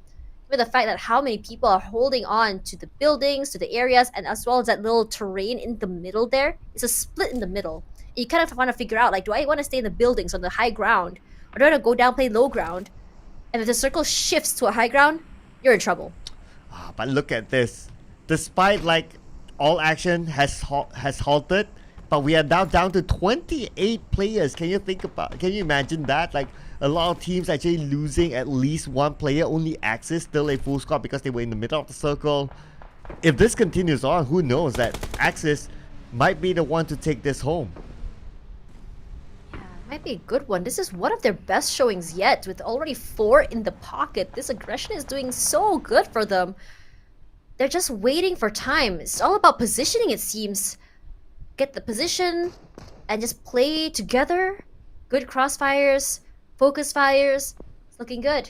And for APG here, they haven't moved at all. And holding into that area of the compound, if it was to push it up, look at how much area it is if they were to push out there. They have to cover a very flat area. They have to be able to find a way to wormhole through together. Yes, they do have smokes, but how many can you use before it finally runs out here? And despite that angle Master Ichi has been playing, I don't think he spots anything out. You hear shots, but no shots are actually making contact. Look at how everyone not moving a single inch, and this is exactly what you and Choo Choo talked about. Ooh, yeah, so everyone's just holding it. But I'm worried for G-Lab right now. Now that we see the circle shift, G-Lab is on the other side of the road. This is where road management is important. But now YG, they're going in for the rush. Jigsaw gets 1, can Jigsaw get 2? But it's back up from Polly. Oh, that's so beautiful the way they played it. One person playing in the middle, and look at that very, very long range angle played by Polly there. Is so beautifully done. Does get tagged back in return. Jigsaw gets a pick up there. That's reset, and Marnay on the outside. And Marnay, his job is to actually make sure that no one gets tagged out from the outside. But look at how many eyes are on him right now, because that's what happens when no one is moving. When there is one single fight, all eyes are on you, and he was getting shot from 3 different areas. SP, Jigsaw, and Dabe actually gets picked up at the same time, and Axis with the jump shot encroaches GE's area and just completely obliterates them. GE only had 3 and Axis with 6, looking so good. Enigma has already been lobbied here. If they get the positional points and more kills, they may just take up the 14th, even 15th place here, as Baby find one more. It's gonna be Labo taken out. Baby gets one more. Still going aggressive. Playing the long range here. Amir. Huge clip onto the player as he runs into the compound, but no one is overextending, just playing for time, trying to see put as much damage in, not allowing for those resets. That was close. Amir almost got one for himself. But look at the amount of players in the same compound. APG, on the other hand, they're out in the open, so for them to get through, they might need to toss out a couple of smokes, and yes, they'll start to do that now, doing it again. Shot tossing it. They need to be careful of those high ground eyes, like snipers onto them. But now H2O moving in. H2O against Axis. H2O wore them down. Unfortunately, H2O down to the last man. Oh man, Amir, huge plays coming through here. Those jump shots are massive for him. Nate comes out, reposition comes through. Does it actually clip onto someone? No, it doesn't. But APG is in a war from themselves, coming in. G-Lab and YG to worry about. With APG, only 3 players left. Oh my god, Baby got some pick there. And H2O taken out by Oxys. This is a very good game for them. Moxie so very low. Good reposition coming in. His teammate comes out at the same time. They get a knock here. They're gonna need to buy some time for the reset. For the kid and the other members of APG, the reposition is gonna be huge. But they have no clue where the other members of FVE is. That is no time for them. Unstoppable. Axis, no clue what happened last night in terms of the reset of the mine, but it's looking so great for them in this particular map. Wow, all of a sudden Axis is doing really well this round. 10 eliminations and they've been winning fight after fight. Teams who wanted to take away the compound from them. This is a different shift of Axis. Right now we can see a good spread of elimination points between them, between the players. That means everyone's pulling their own effort. This angle, this compound has been giving a lot of value for Axis, and now we're already at 3, 6, 7 teams left as we're almost down to the last 5. And this urban warfare is so hard to navigate because you have no clue where someone's going to shoot at. FVE now in trouble. Look at how many eyes are on them. They're getting shot at from 2 different areas. Axis, SKR, YG. Sprays come out. They know exactly where Moxie is. Unfortunately, from this area, you're not able to get that nice little angle to work with. But it does actually give Moxie away. And everyone's eyes are on him. As CC playing quietly. And now, the stalemate happens. Everyone keeps quiet. I want to see what the circle's going to shift. 20 seconds left. Ooh, flash vision. They are caught on the low ground. They're taking a little bit of risk at getting that buggy, trying to get up to the high ground, but looks like they're caught still together with APG. APG is in the same situation.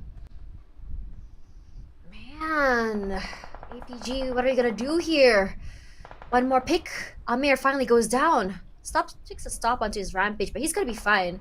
It's going to be very easy for the reset. He was on the very highest area here. But for BG, Amura all alone. We've seen this man do magic. We've seen this man actually get 2-3 picks playing in little corners. And I feel like if Amura can get a name, it'll be like Amu Cornera, perhaps. It's been like every time he does that, right? He plays those little corners, catches people off guard.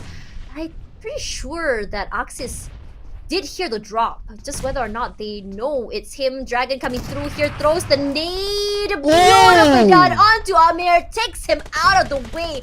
That was a very close nade. Ooh, very nasty here. CC now in trouble. Moxie's the one to steal away Baby at the same time. This is just devastating for Axis, because what are you gonna do? Are you gonna shot from 2, 3 different teams at the same time? Amura gets tagged out here, found out by Skadi. Ooh, going down there, BG. End of the road for you, as Shroud also gets tagged out here. Barely survives with the skin of his teeth. Oh, but Shroud! My goodness. In the end, Shroud been needed out by Chewy. Amir! No! Amir! He didn't know that someone's waiting for him down there. It's gonna be the kid. And that is it for Axis. What a valiant run. Number 6 with 10 elimination points. They could be the highest this round, but we don't know yet as G-Lab currently with 7 eliminations and they're not done. Here we go, top 5 right now is YG 2, APG for 1, SKR for 1 as well. Now G-Lab's in trouble. Look at the sprays coming through here. Dragon goes down. His teammates are very, very much alive. 2 down. Actually, no. Oh. The kid making big work of that. APG, the kid all alone. And the reason why he's the kid here, because he's not the man. He's the kid. Sorry, that was a really bad pun. But anyways, top 3 now as we have FVE going for the reset. 3 versus 1 versus 1. FVE looks like they have it in the bag, but they are just so close together. The sprays come out. Now Yahiko tries to get the pick here. 1 almost gets taken out. The kid as well as Yahiko. They go! 1! 2 ways to go. Not Yahiko gets 1 more point in the bag. Playing quiet, yes, has the upper hand advantage in terms of the terrain. 1v1v1, here we go. Yaiko still has some space to play with, but then again the zone will put pressure onto him. At the same time, Yaiko being shot back. Yaiko with the UMP tries to find a good angle but can't able to do so. Yaiko can win the fight. He's super low as well, and Yahiko gets the final elimination, bringing glory to his team. Oh my god, that could have gone any way, and the second closest match today, if you think about it. SKR just finally finding that sweet spot today and doing so very well. This map was not in their favor here, if you remember from last week. And doing so good here, so good with the CQC, so good with their time management, and so good on the 1v1s. And the fact is, Yahiko had a good position with the high ground, gave him so much value as well in getting that damage as well as positioning from his enemy at the same time. But the kid though, we have to talk about APG as well, because he was able to get 2 picks before going down. Oh yeah, I mean, still managed to secure 2 eliminations before going down.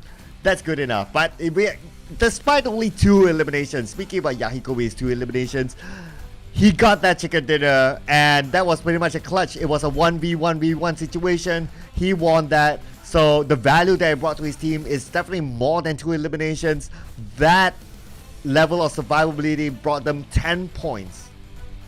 And you know what's a lot more insane? The fact that just now FVE had the man advantage, 2 man advantage over the rest. And the thing is, FVE was just playing too close to each other. Those sprays were just so lethal coming in from the top side as well as Kid takes them out 1 by 1, put them in a 1v1v1. But then APG for Kid, it was unfortunate that he was sprayed out from 2 different areas. He goes down, but he still managed to get 3 before going down at the same time. But for SKR, for Yahiko in general, I think that with his team, I think the survivability is not only just 30 minutes, but at the same time is the fact that him and his teammates not only survived for very, very long. The way that they played, around the compound has been huge. The fact that they were able to take fights and just encroach a lot of teams' different areas, and it's actually insane when you think about it. But the teams to watch right now, Axis making it their way into the teams to watch here, alongside G-Lab. I haven't seen these 2 teams up here since last week. Oh yeah, it's refreshing to see like new teams coming up onto the top 4 at least, and Axis, they don't always, but whenever they do, they show up well. 10 elimination points at least for Axis, so that will give them tons of points. It's nice to see these teams coming up, but then again, it's always the question of consistency. Can Axis continue their consistency run? Because the last time they got a chicken dinner, the next round wasn't that good. So hopefully that will change this time. Yeah, but it seemed like for a few rounds here, they didn't get the chicken dinner, but rather just focus on the consistency working together. It felt like for a long time, and knowing where exactly to position themselves have been working very, very well. But in the end of the day, this circle has been a very interesting one. This is an urban warfare. You have so many different angles to worry about, and you talked about it. The game is just such a slow pace, and I feel it might have worked out in Axis' favor. Because when the teams are moving very fast, it seems like Axis seems to struggle. But when you are put in a position where they can comfortably move at their own pace, it seems like they work very, very well. Regardless, SKR now with 17.7 eliminations in the bag, and Axis, this is one of their best performances yet with 10 eliminations, give them the 12, and FVE with 13. I have to say, this round, or this game in particular, how close? 17, 13, 12, 11, and 10 for APG. Yep, no doubt, no doubt. This is one of the best rounds, at least this week. This week so far, this is their best round, no doubt. But we got some of the heavyweights down there. We got WPM down there, we got Sin down there, we got BG down there as well. I mean, this round feels like a flip, right? Like page 2 teams doing so well, that they overtake page 1 teams in at least this round's rankings? Honestly, really liking that map in particular. We always love when we talk about water circles or really southern circles, but urban warfare circles beside a terrain also very, very fun, and we're not really seeing a shift yet in terms of points. Only change here is FVE jumping up to 7th place. A little shift for YG and FOD making it back to the first page, and I'm really liking the fact that look at how the even distributions of chickens are. But Osha and PBE, no chickens yet, and they're like, yeah, we're just chilling here. We don't really need chickens. We're good, you know, we're fine. Yeah, no chicken, no problem, they say.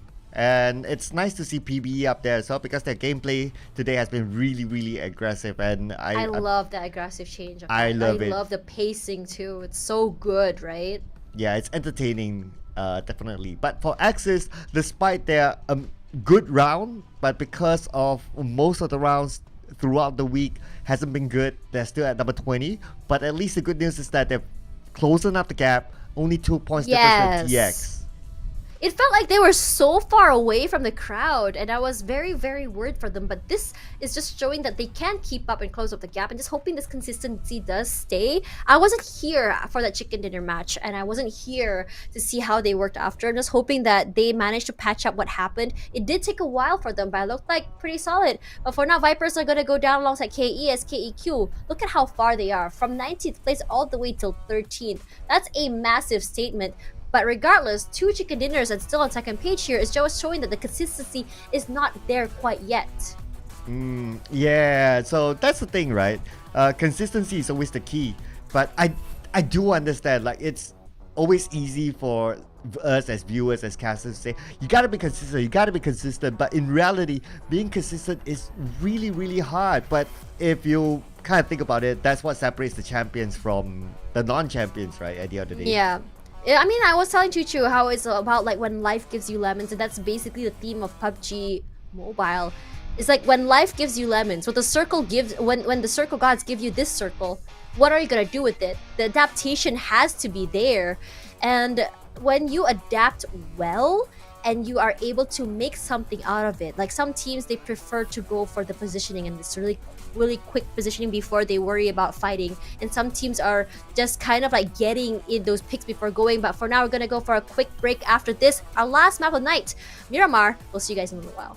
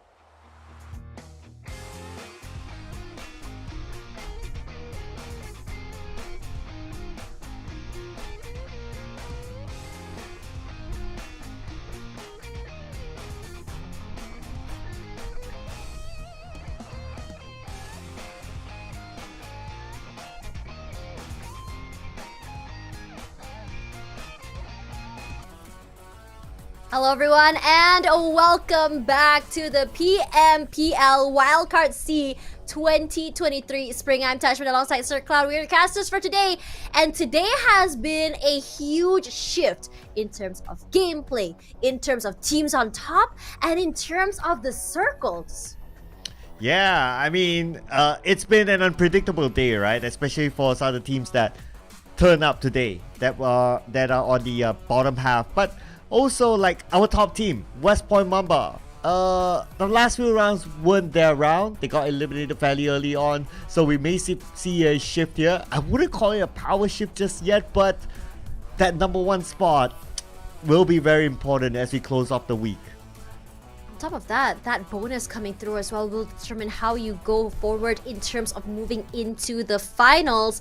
But before we talk about the game, let's talk about the Neon Assassins Power. Neo Power 4 series available right now for you guys who want to style your opponents and look cool as a squad.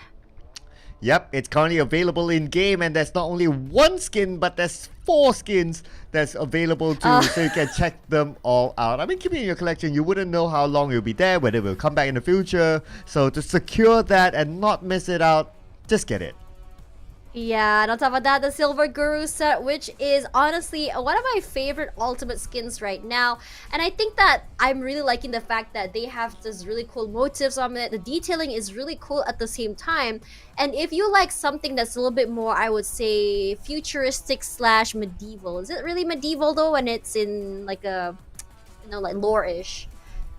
Yeah, you get what I'm talking about. Yeah. It looks cool, okay? You do look like you gotta style on people and look awesome from far away. Yeah, as what the famous words of Steven Tyler from Aerosmith say, you know, it doesn't matter whether you win or lose, it's how good you look.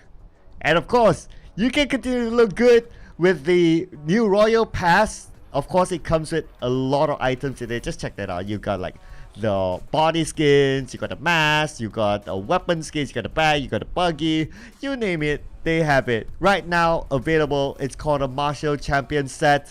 Mythical Monkey set awaits you right now in this current Royal Pass, the latest Royal Pass available. And if you play it often enough, why not? You could probably get everything for free. It's Bruce Lee, the legend himself. Which one are you gonna be? Are you gonna have faith in yourself, or are you gonna cry? I believe in myself, just like Bruce Lee believes in himself. #deep. Well, be like water. I think that's one of the Bruce Lee lines. Nah. We're gonna talk about magma, okay? Look at this gun. Look at this. The Terrafan KAR 98K. Limited favors on sale right now, and I think like weapon skins are definitely something that I really enjoy in this game. It looks cool. You can actually see it, and I don't know. Sometimes it just feels crispier to shoot with it. Speaking of shoot, please shoot us a follow here on our fan pages, either on YouTube or TikTok. We are streaming on both. Whether or not you like each platform is the question, and whether or not you like PUBG Mobile memes, or you want to, maybe one day, who knows, PUBG Mobile sees your memes and decides to post it, that will be the best day ever. But it's been the best day ever for SKR, as they managed to secure 2 chicken dinners today. Maybe a third one as we head into the final Miramar, so we'll need to wait and see. Hold your horses for that. But Tash, before that, of course, we gotta talk about predictions. So looks like, Can I change my prediction? Can I change? You can change verbally but not graphically. Okay, like if I could change, right? I think like I'm gonna put Axis up there. Oh. I'm gonna put, let's see, who else was it? Not TX. Who was it just now that you got a chicken dinner? SKR. SKR. And wait, I don't even remember who's playing in this round. Yeah, you gotta look at the groupings too. Let's not forget about that. Right. So right now it's BCDE. So BCDE, we are gonna be ending up with SKEQ is there. Yep. BCC. Maybe I'll go with a BG. Okay, yeah, that's good. And I think it will be FCON. That will be me. I mean, if I could redo it. Ah, okay. Well, it's too late, but of course you can say it out. No harm. Nothing is too late. Wait, I gotta stop for this. Okay. It's too late to apologize. Too late. But you know what's not too late? Miramar coming soon. I'm really excited to see how this is gonna go. Just now we got our urban warfare finished, and I still want my prison circle. I'm just saying. Well, I wouldn't say principal circle is impossible. I have seen it before, so that is possible. How are you seeing these? I've never seen this. Tell you in a bit as we jump into Miramar.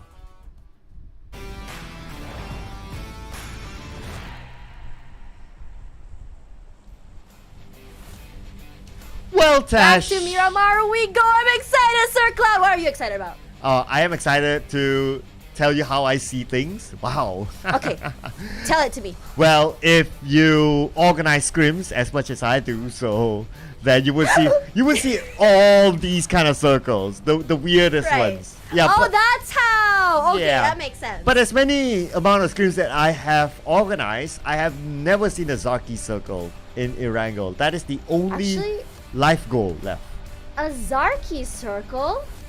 Yeah. You know what? I've never seen a Zarki circle as well. Yeah, never. I just like islands, okay? Don't hate on it.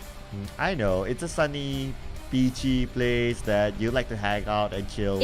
Wait, hold up. I have a question. Is there a desert beach in the world? Like, does that exist? Good point. Right. I'm gonna Google this later. I never thought of this until I looked at this map.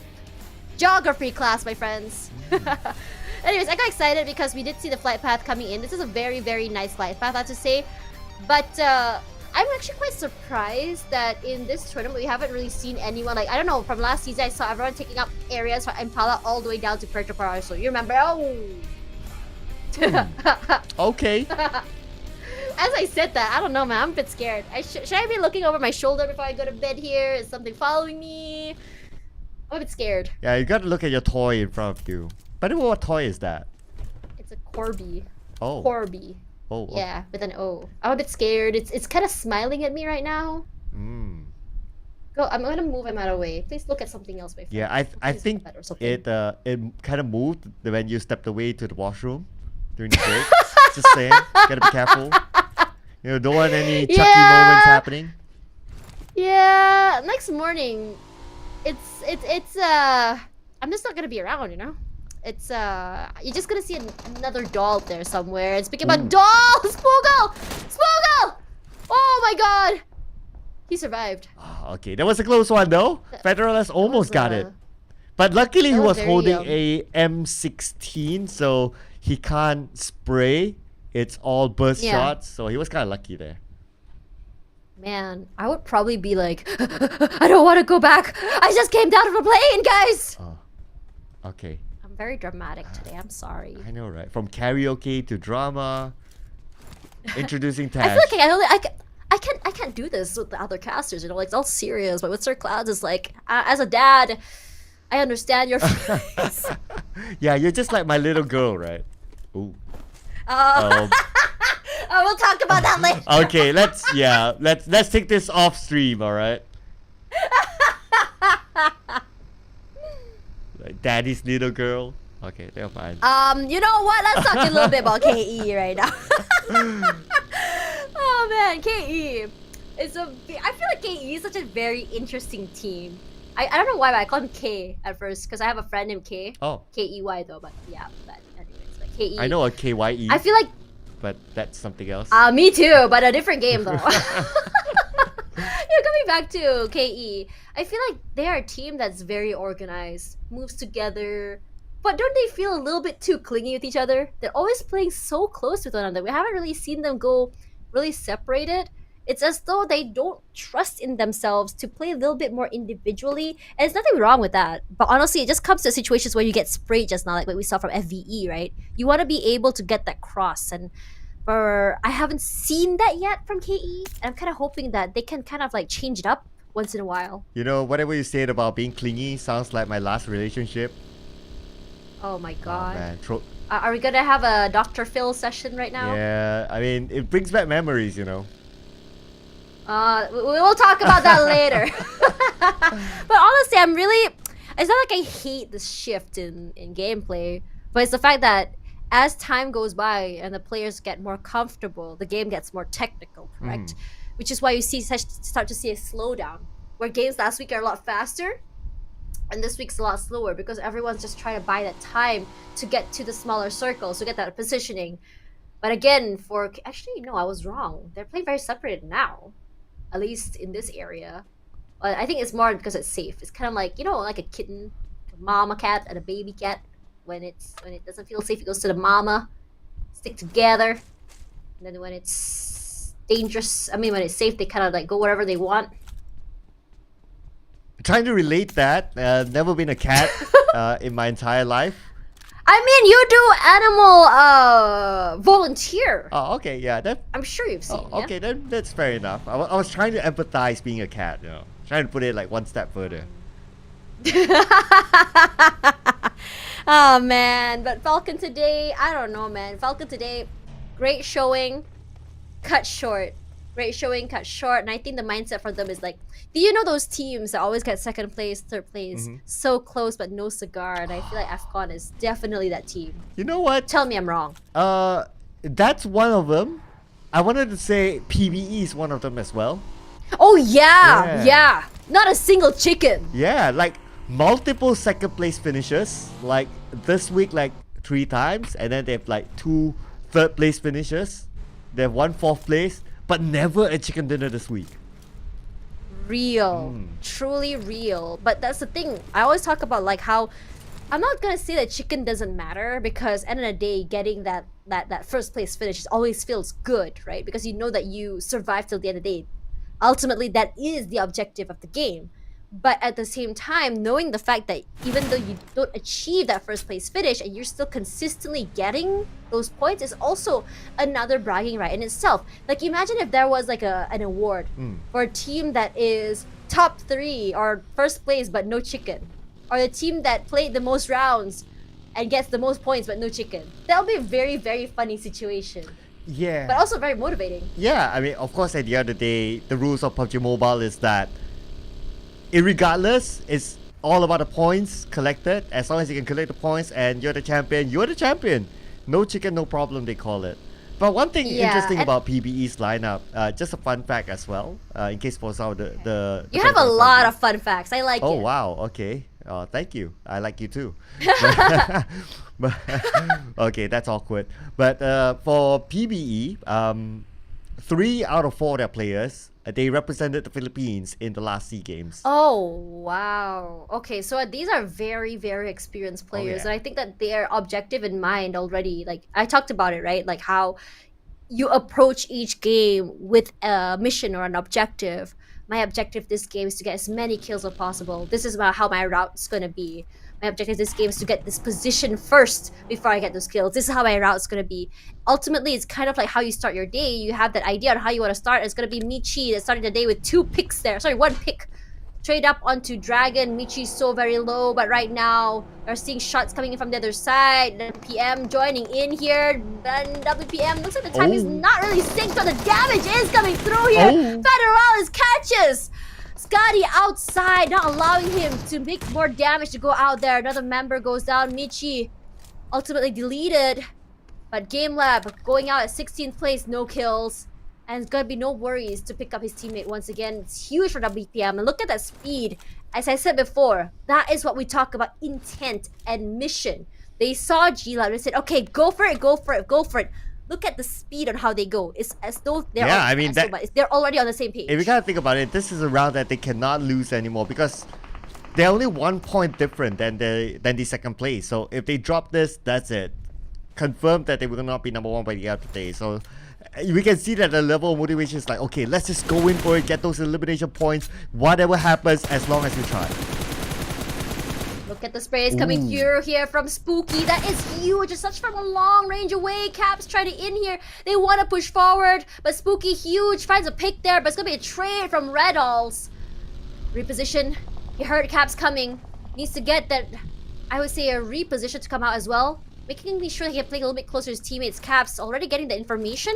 He knows that he doesn't have to go that aggressively. And the isolation from him and his teammates means that they're not able to play across with 2 already down. And keeping Red out of the way. Koopa comes in huge. Oh my god, he was just a distraction.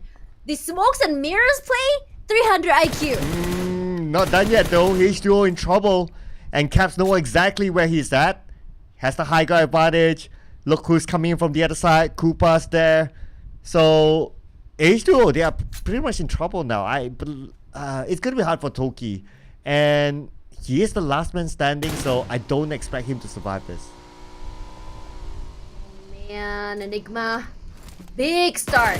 And the thing is, it wasn't even Enigma that picked that fight. It's H2O trying to go for those quick picks, and the quick, I would say, reposition from Caps has been huge. Isolate the players after they got 2 kills means that they can't play together as a team. Really huge. As QB has to take this fight here, finds one more. Toki cleared out.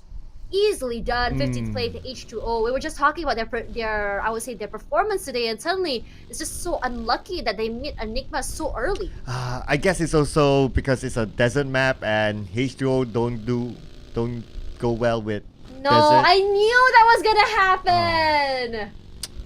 Yep. No. I mean, yes, but no. Oh, I don't even know. well, you were talking about geography earlier today. Oh yeah. Yeah, so yeah, that You just ain't happened. wrong. Yeah, you ain't wrong. So your geography, mine is just science. Yeah, I suppose. But anyways, ooh, the top, huge. What's that? WPM picked out there, so I really would love to see what's happening over here. We go as the are going to be pushing forward. Nigs will be the first one down, and we all know that Nigs is sort of the front line here, if you remember. This long range shots from the top is huge. You can see how much damage coming in there to 2 members of WPM already. I'm curious to know what scope he's doing. Yeah. I think it's just like Whoa. warning shots. But look at this. Oh, okay. So This is a tough circle. This is because there's like that kind of like crater-ish thingy in the middle. So Yeah. that is where if like you're inside and you want to come out, if the circle doesn't favor you, it's very difficult. Can be difficult, but it can also be in your favor, especially as you are able to play on the side of the crater, get that advantage. And technically, you can use the terrain, right, to play in your favor. But at the same time, if the circle were to pull down, or if a team were to rush up and you weren't paying attention because it is ultimately a crater, it's gonna be very dangerous. I'm curious to see how exactly teams deal with this. Number one, I'm really hoping the circle goes toward the crater itself. 1 sec. Creative parking coming through. I'm amused.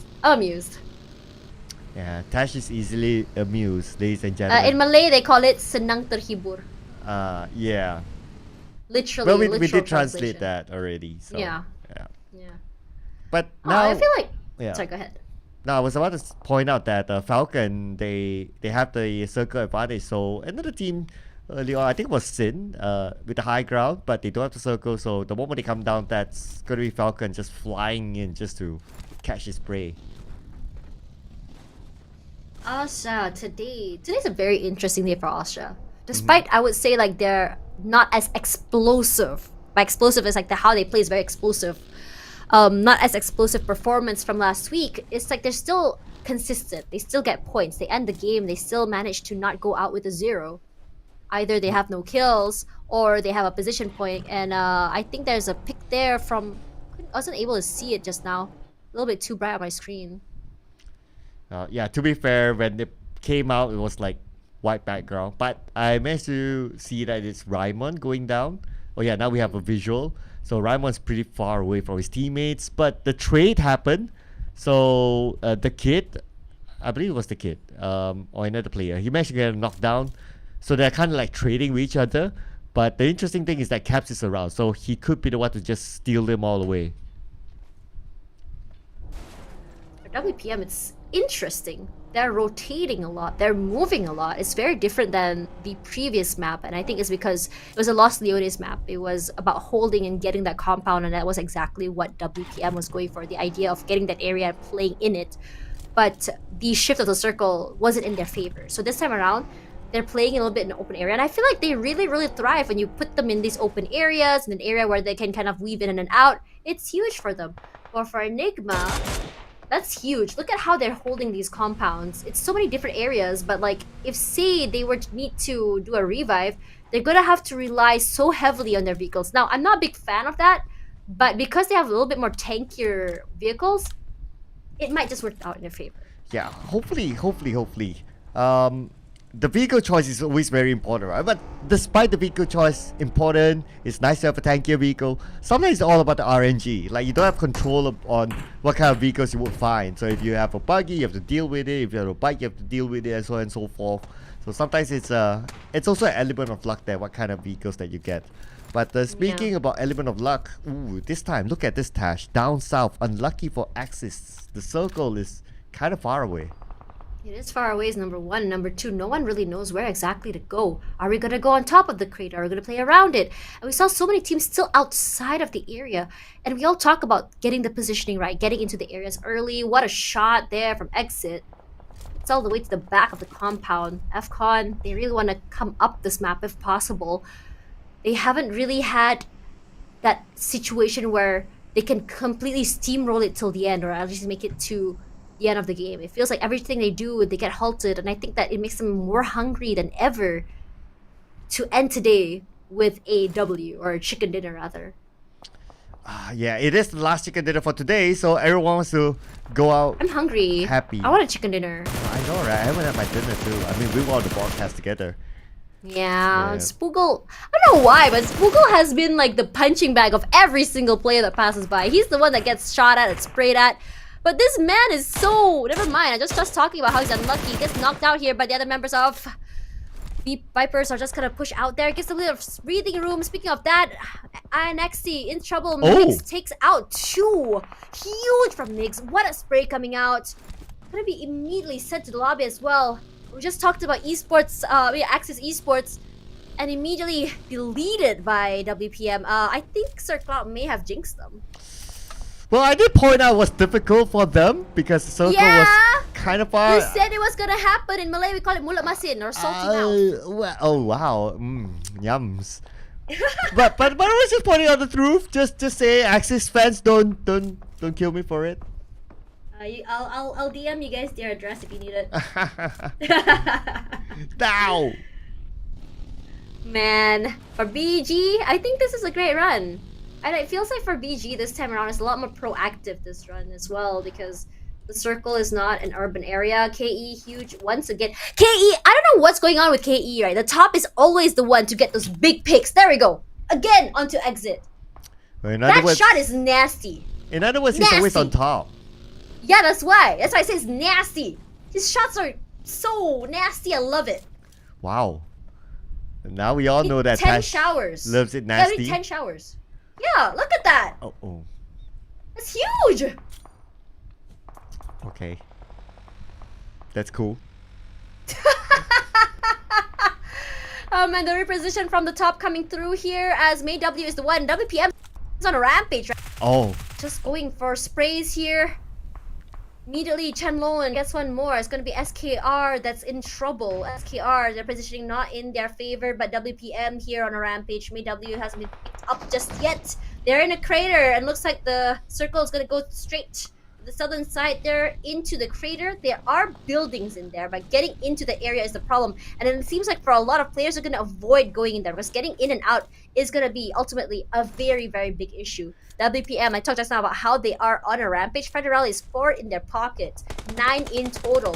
This is a very different game as we end the day here, and I'm liking the mindset coming through here. As I said before, it's all about the intent, what your mission is, and for WPM, it's about getting those, I would say, those elimination points. Yeah, just look at it. They already got 9 eliminations, and the next closest amount collected by another team is like 4. So that's a huge gap, and to me, it feels like they have a newfound fire in the final round, and it's as if they tell themselves like, okay, whatever it is, we don't want to end up in second place after today. They want to keep the momentum for tomorrow. It's amazing.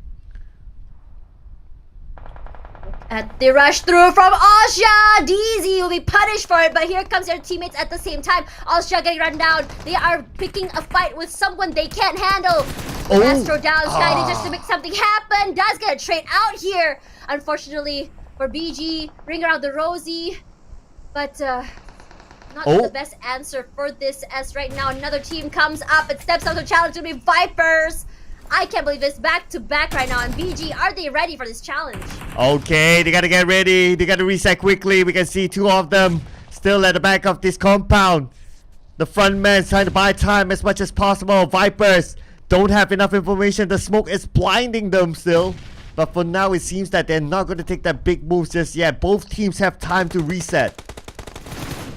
Here we go. The sprays come out here. Arimon, huge coming through here. The Falcons are in trouble. I just talked about this momentum killer. My boy! Oh! He is there. Arimon does go down. But look at the trade coming out here. His teammate connecting in 2 different angles and corners to play with. And now Falcon are just falling into pieces. They're in trouble with only 1 member left here. I'm not sure if Andrew can do much. And up we go. Finds him in the end of the day. And I think this might just be the end of their run.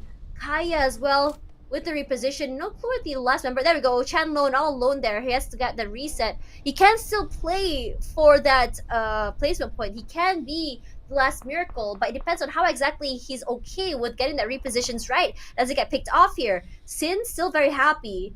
And I think that without Lanju, not really a problem for them, but I think they're gonna go for a situation where they're gonna play a little bit passive.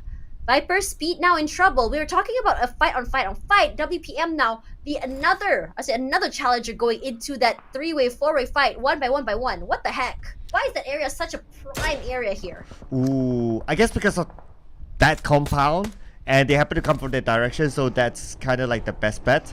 But looking at the circle, it's likely that the circle will shift away from them, and that place up north is going to be huge. We got like what, 4 teams close by with each other, and 3 teams are on the other side of the road, meaning that they need to get across. So when they get across, we all know roads are very open. That's where we'll see a lot of action that will happen. And this is what, and true enough, now the circle doesn't favor them. 3 of them need to move at about the same time. Let's see what's going to happen. Look at how fast WPM was moving. Immediately the circle shifted and immediately they were already on the roll. They're like, let's roll, guys. Into the circle we go. Kaya was playing on top of the terrain and his teammates are playing at the bottom. No one is actually inside except for Federalis. It was the first time, it was the first one in. Michi, huge. Finds Deje. What a great headshot coming through here. And I feel like WPM are on fire right now. YG as well coming onto Enigma. They want to go and take them out. And right now, Enigma in trouble. 1 member out of the game, but they already have 4. Huge nade comes through here. BG wants to take this fight against the Vipers. The Vipers may have bitten more than they can chew. Just now we saw the break of the jaw to come out. Speed will be punished for that aggression to come out. Zigzagging left and right here. Deje makes good work out of 2 of the members. They're just waiting for time. He passes out his teammate. Information has been coming out here. Amura does get knocked down here. Deje gonna go for the reset. Edward coming through here. He is the kingmaker, rather the big maker for the game. SKR out of the game. 11th place here. Oh, Deje! With the jump out here. Catches one off guard. Here comes Edward. Great for the sprays. Deje positions inside the house. They hear that reload. Edward running. Very impossible. Yes, he does it in the end. And now Vipers, with only 1 elimination, go out of the game with only 1 kill. That almost became a big moment there for DJ, but well, 1v3 getting 2, not too bad the other day, but now PBE caught on the outside, managed to get 1. Ranke is going to rush in. Ranke with the nade to secure that elimination point onto Kaya. Kaya maybe taking out more boys coming in to give him backup. As Radkit, we need to keep eyes on the other players of KE, and Kaya is confirmed down. It's confirmed. Elimination by Radkit. Radkit's been so aggressive today. He's been like a huge playmaker for the team right now, just taking up the space, going straight up in your face, even without his teammates. Just shows how much confidence he has and making sure his teammate does have his back for the trades, regardless for Spooky. They're playing Ring Around the Rosie here, playing with caps. That Smoke can give him any favors. Gets that shot. Beautifully done, honestly. Smoke and Mirrors has been the name of the game for Enigma. That was a just nice range for Spooky to land at DBS, but now Zen will be pressured. Oh no, where is he gonna go? Oh no. Okay. Oh no! Unlucky. Let's run out of time here as Rankid. Huge pick onto Sinmoy. Talk about Sin staying very healthy. They didn't lose 1 just now. Here's another one back in the bag. I'm not sure if they're gonna be able to get that pick back, or rather the revive. Koopa in trouble. Mon boys. Sprays are huge. Gets that pick as well. Not able to reposition. Zenigma stuck between a hard place and a rock. There are so many players there. YG as well as PBE. Where are you gonna go? It's a huge, devastating sandwich for them. Oh yeah, they're kind of stuck here right now. But PBE, again, they're playing well, and this round seems to be like their revival. 6 elimination points now for PBE. They're looking to gather more elimination points as they finish off Guap. There's going to be another one in the back. 7 elimination points for PBE at this moment. But PBE Cool will be traded back by the top. Still can be picked up. They are in the circle. The shot can be huge for WPM, but they are understanding that they cannot be too greedy. Look at that. Federalis looked, he knew he can spray, but he didn't do it. He spots out another player there. He just has a smile. A few shots, couldn't get it. Gotta go and reconserve his resources. 7 defeats from PBE. So only having 2 players was gonna be mixed with the pick onto Smile. And he's gonna be smiling as he does that, because GE, in my opinion, can be one of the biggest mood killers for WPM. We've seen them actually go down to GE before. A reposition coming through here. Feek does find YG, and WPM finally ending Smile. They just got a revive as well onto him. Unfortunate.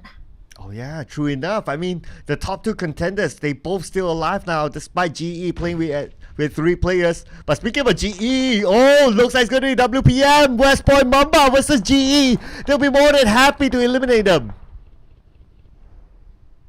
Slow and steady wins the race. Speed has always been the name of the game for WPM, but they know how to do these tactical retreats, and they know that they don't need to encroach into GE's area. All they have to do is just hold on from the outside. Rank it. Huge pick onto Caps. Suddenly GE has to give away Master Zai. He goes down. Huge nade comes through, and we are down to our final 5 of the night. And with that GE elimination, West Point Mamba is confirmed to hold that number 1 slot by the end of today. But West Point Mamba, they're not done yet. Look at this, Tash. They already got 14 eliminations, still maintaining the full squad. They want the kills, and they want that placement points to end the night with the chicken dinner if possible. Mix huge, finds 1 sec here. Huge play coming through. Huge in terms of their positioning as well. Federalis does get picked off here. Federalis is going to go for that reposition. He knows in the backside that there is someone. He's not going to move too much here as his teammate's going to come to his aid. KE hasn't moved quite yet. No pushes come through. We do see some movement there from YG, but they are going to be taking their time. Grenade Eliminator Loki coming up through here as eventually the member of WPM does go down. PBE still holding on strong. 2 members left. 8 defeats already. Ranked and making it huge for his team. Has his eyes onto Feek. Ooh, Feek. He'll be forced to move at some point because he's on the outside the circle. About 40 more seconds, and Ranked knows exactly where he is. He's just waiting for the right moment. They want their 10th elimination. They want to go all the way. They want to challenge West Point Mamba for sure. But West Point Mamba, speaking about them, they have eyes on the Yangon Galacticos. Oh, they're coming through. They have the information. They know exactly where they are. He tries to hit him from the side of the vehicle. But with Mix coming up here, either you shoot left or right. What are you going to do? Does go down eventually. Great teamwork coming in from WTPM. Finds 1 more. Cute Loki now in trouble. A nice revenge for taking out their teammate. It's going to be 6 eliminations, but out again. 5th place for them. 3 versus 2 versus 3 versus 1 here. KE will be their biggest problem yet. Tash, they are already 17. They potentially can break the 18? record for the highest. Make that 18. They can potentially break the record for the highest eliminations chicken dinner in the tournament so far. Yeah, this aggression. I'm actually quite surprised when they have a pop-up moment. They do, and we don't really see this, but we can actually feel it as soon as they start the match. As soon as they move, it's exactly what they're gonna do. But KE, they're thinking they want to take a fight against PBE instead. I don't blame them. They have the high ground advantage, and taking down PBE will give them a lot of space to work with. But Mishi, here shots come through. Davan takes that damage. It's gonna be from PBE. And now here comes the moment where it's very, very dangerous. With 17 seconds, 15 seconds coming through here. Ranking huge gets 1 with the trade. WPM coming in from the other side. Play the third party. Play the annoying team that wants to steal those kills there. And suddenly WPM seems so domineering because they have the high ground advantage. They have the terrain to work with. They can stop the teams from the other side. And Dava, the first one picked off here by Monboy, but the ones who got the kill there, Rankit secures it, not allowing Almas to steal it at all. Monboy from the other side, they want to get the pick. 10 already in their pocket, despite only having 2 players. My boy! He picks out 1 more! Monboy, beautiful spray! He can get another one by eliminating the top. The top is by a vehicle. If he can explode the vehicle, he'll be able to get it. The top is the last man standing by Monboy. Focuses on the movement. Tries to get closer to the middle of the circle. Monboy is now at the forefront. His teammates are behind. The top is making his move too. Michi. Snake has the cook. He knows exactly what Monboy is. Rankid will not be getting the revive. Mix taking in that damage. All he has to do is just buy some time. KE as well, being very quiet. KE goes down. Huge pick. All they have to do is Michi! target from the top side, coming in from two sides, just zigzagging left to right, and Michi! trying to give the Michi! information. Makes it Diana. Winner, chicken dinner for WPM. The Snakes get their dinner, and they're going to end the night as actually the biggest kills for this tournament so far. That is at least 21 eliminations if I counted correctly. Anyway, more than 20. It is the highest amount of eliminations so far that we have in this tournament. What an amazing comeback here by West Point Mamba. They were away for a couple of rounds, but they are back with a bang. It's actually really interesting to talk about how this team works and thinks here. The idea that they need to make up for the rounds they don't perform, and coming back like this at the last round, I'm wondering if this team is holding back in terms of how they play, their strats or something like that, because I have not seen this sort of WPM just yet. We saw some aggression come through, but not at this point here. But Michi with 7 eliminations, finally giving Migs that rest that he wants, because every time WPM is up here, it's always been Migs in terms of damage, but Michi today, the eliminations have been huge. Migs have been putting in the damage, and you can see Michi coming through with the left, right, center, with the sprays just to clean up the house. And look at the rotation distance while YG was the longest. Look at the utilities that WPM has used. It just shows that in terms of not only getting those kills, but in terms of getting those utils, or rather the looting, has allowed them to come this far. And I think that's the idea in mind. Get as many kills as possible, get those pickoffs, get those resources, and it just sort of snowballs effect them forward. And here's the logic, right? They got a lot of elimination points, and every time they eliminate someone, they loot, and that's how they recover their utils. So that's and why because they all so that's why their utils usage is just so big. I wanted to say that because they didn't have 3 or 4 teams coming in at so many times, like BG just now, right? It was like one team ran into BG won, that another team comes up. And it was because of that BG kind of struggled at the end. But for WPM, it seems like they were able to really move at their own pace. Yeah, exactly. It feels like they're controlling the game.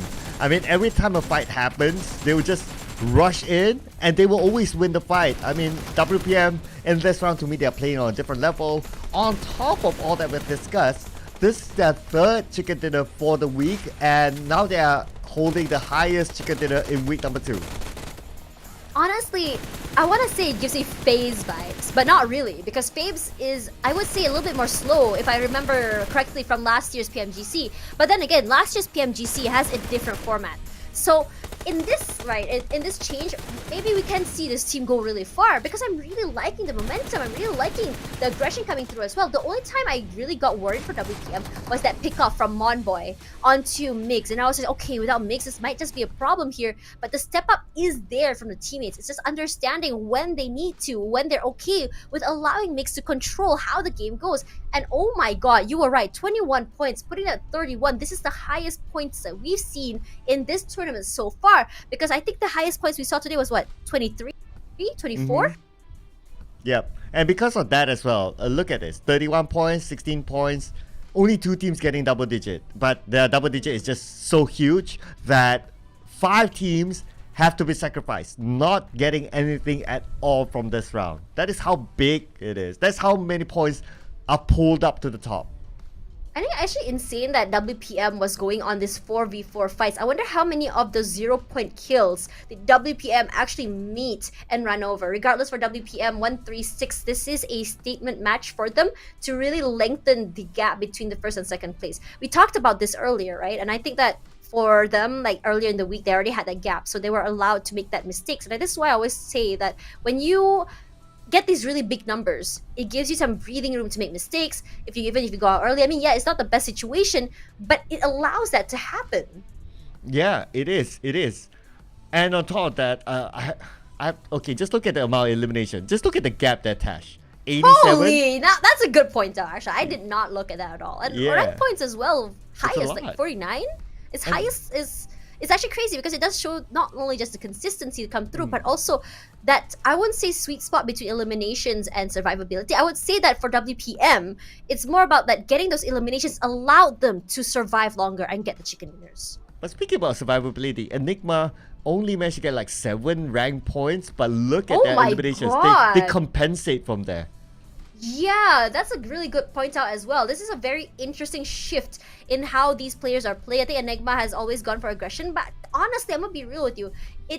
I haven't really seen Enigma really hitting people's ears. It's people running into Enigma, and in a lot of the situations today, Enigma has been coming up on top, and it worked out really well in their favor. And this is the same as yesterday, by the way. How WPM is just dominating the summaries on the very top side. Yeah, it's nice to see them still up there, despite their first few rounds didn't really work out. There were a couple of rounds that they got eliminated early, but their comeback in that final round, it kind of covered whatever that happened previously. So, I mean, West Point Mamba, I think for the championship, for the title, this is the team to beat.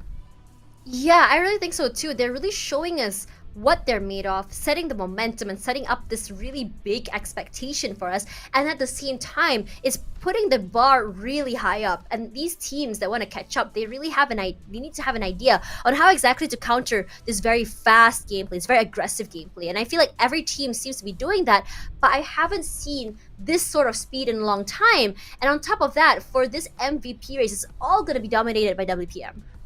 Yeah, is it a surprise by now? All four of them. Michi has been up there for. But Federalis, though, I think the big, I would say, turn up today or step up today has been Federalis.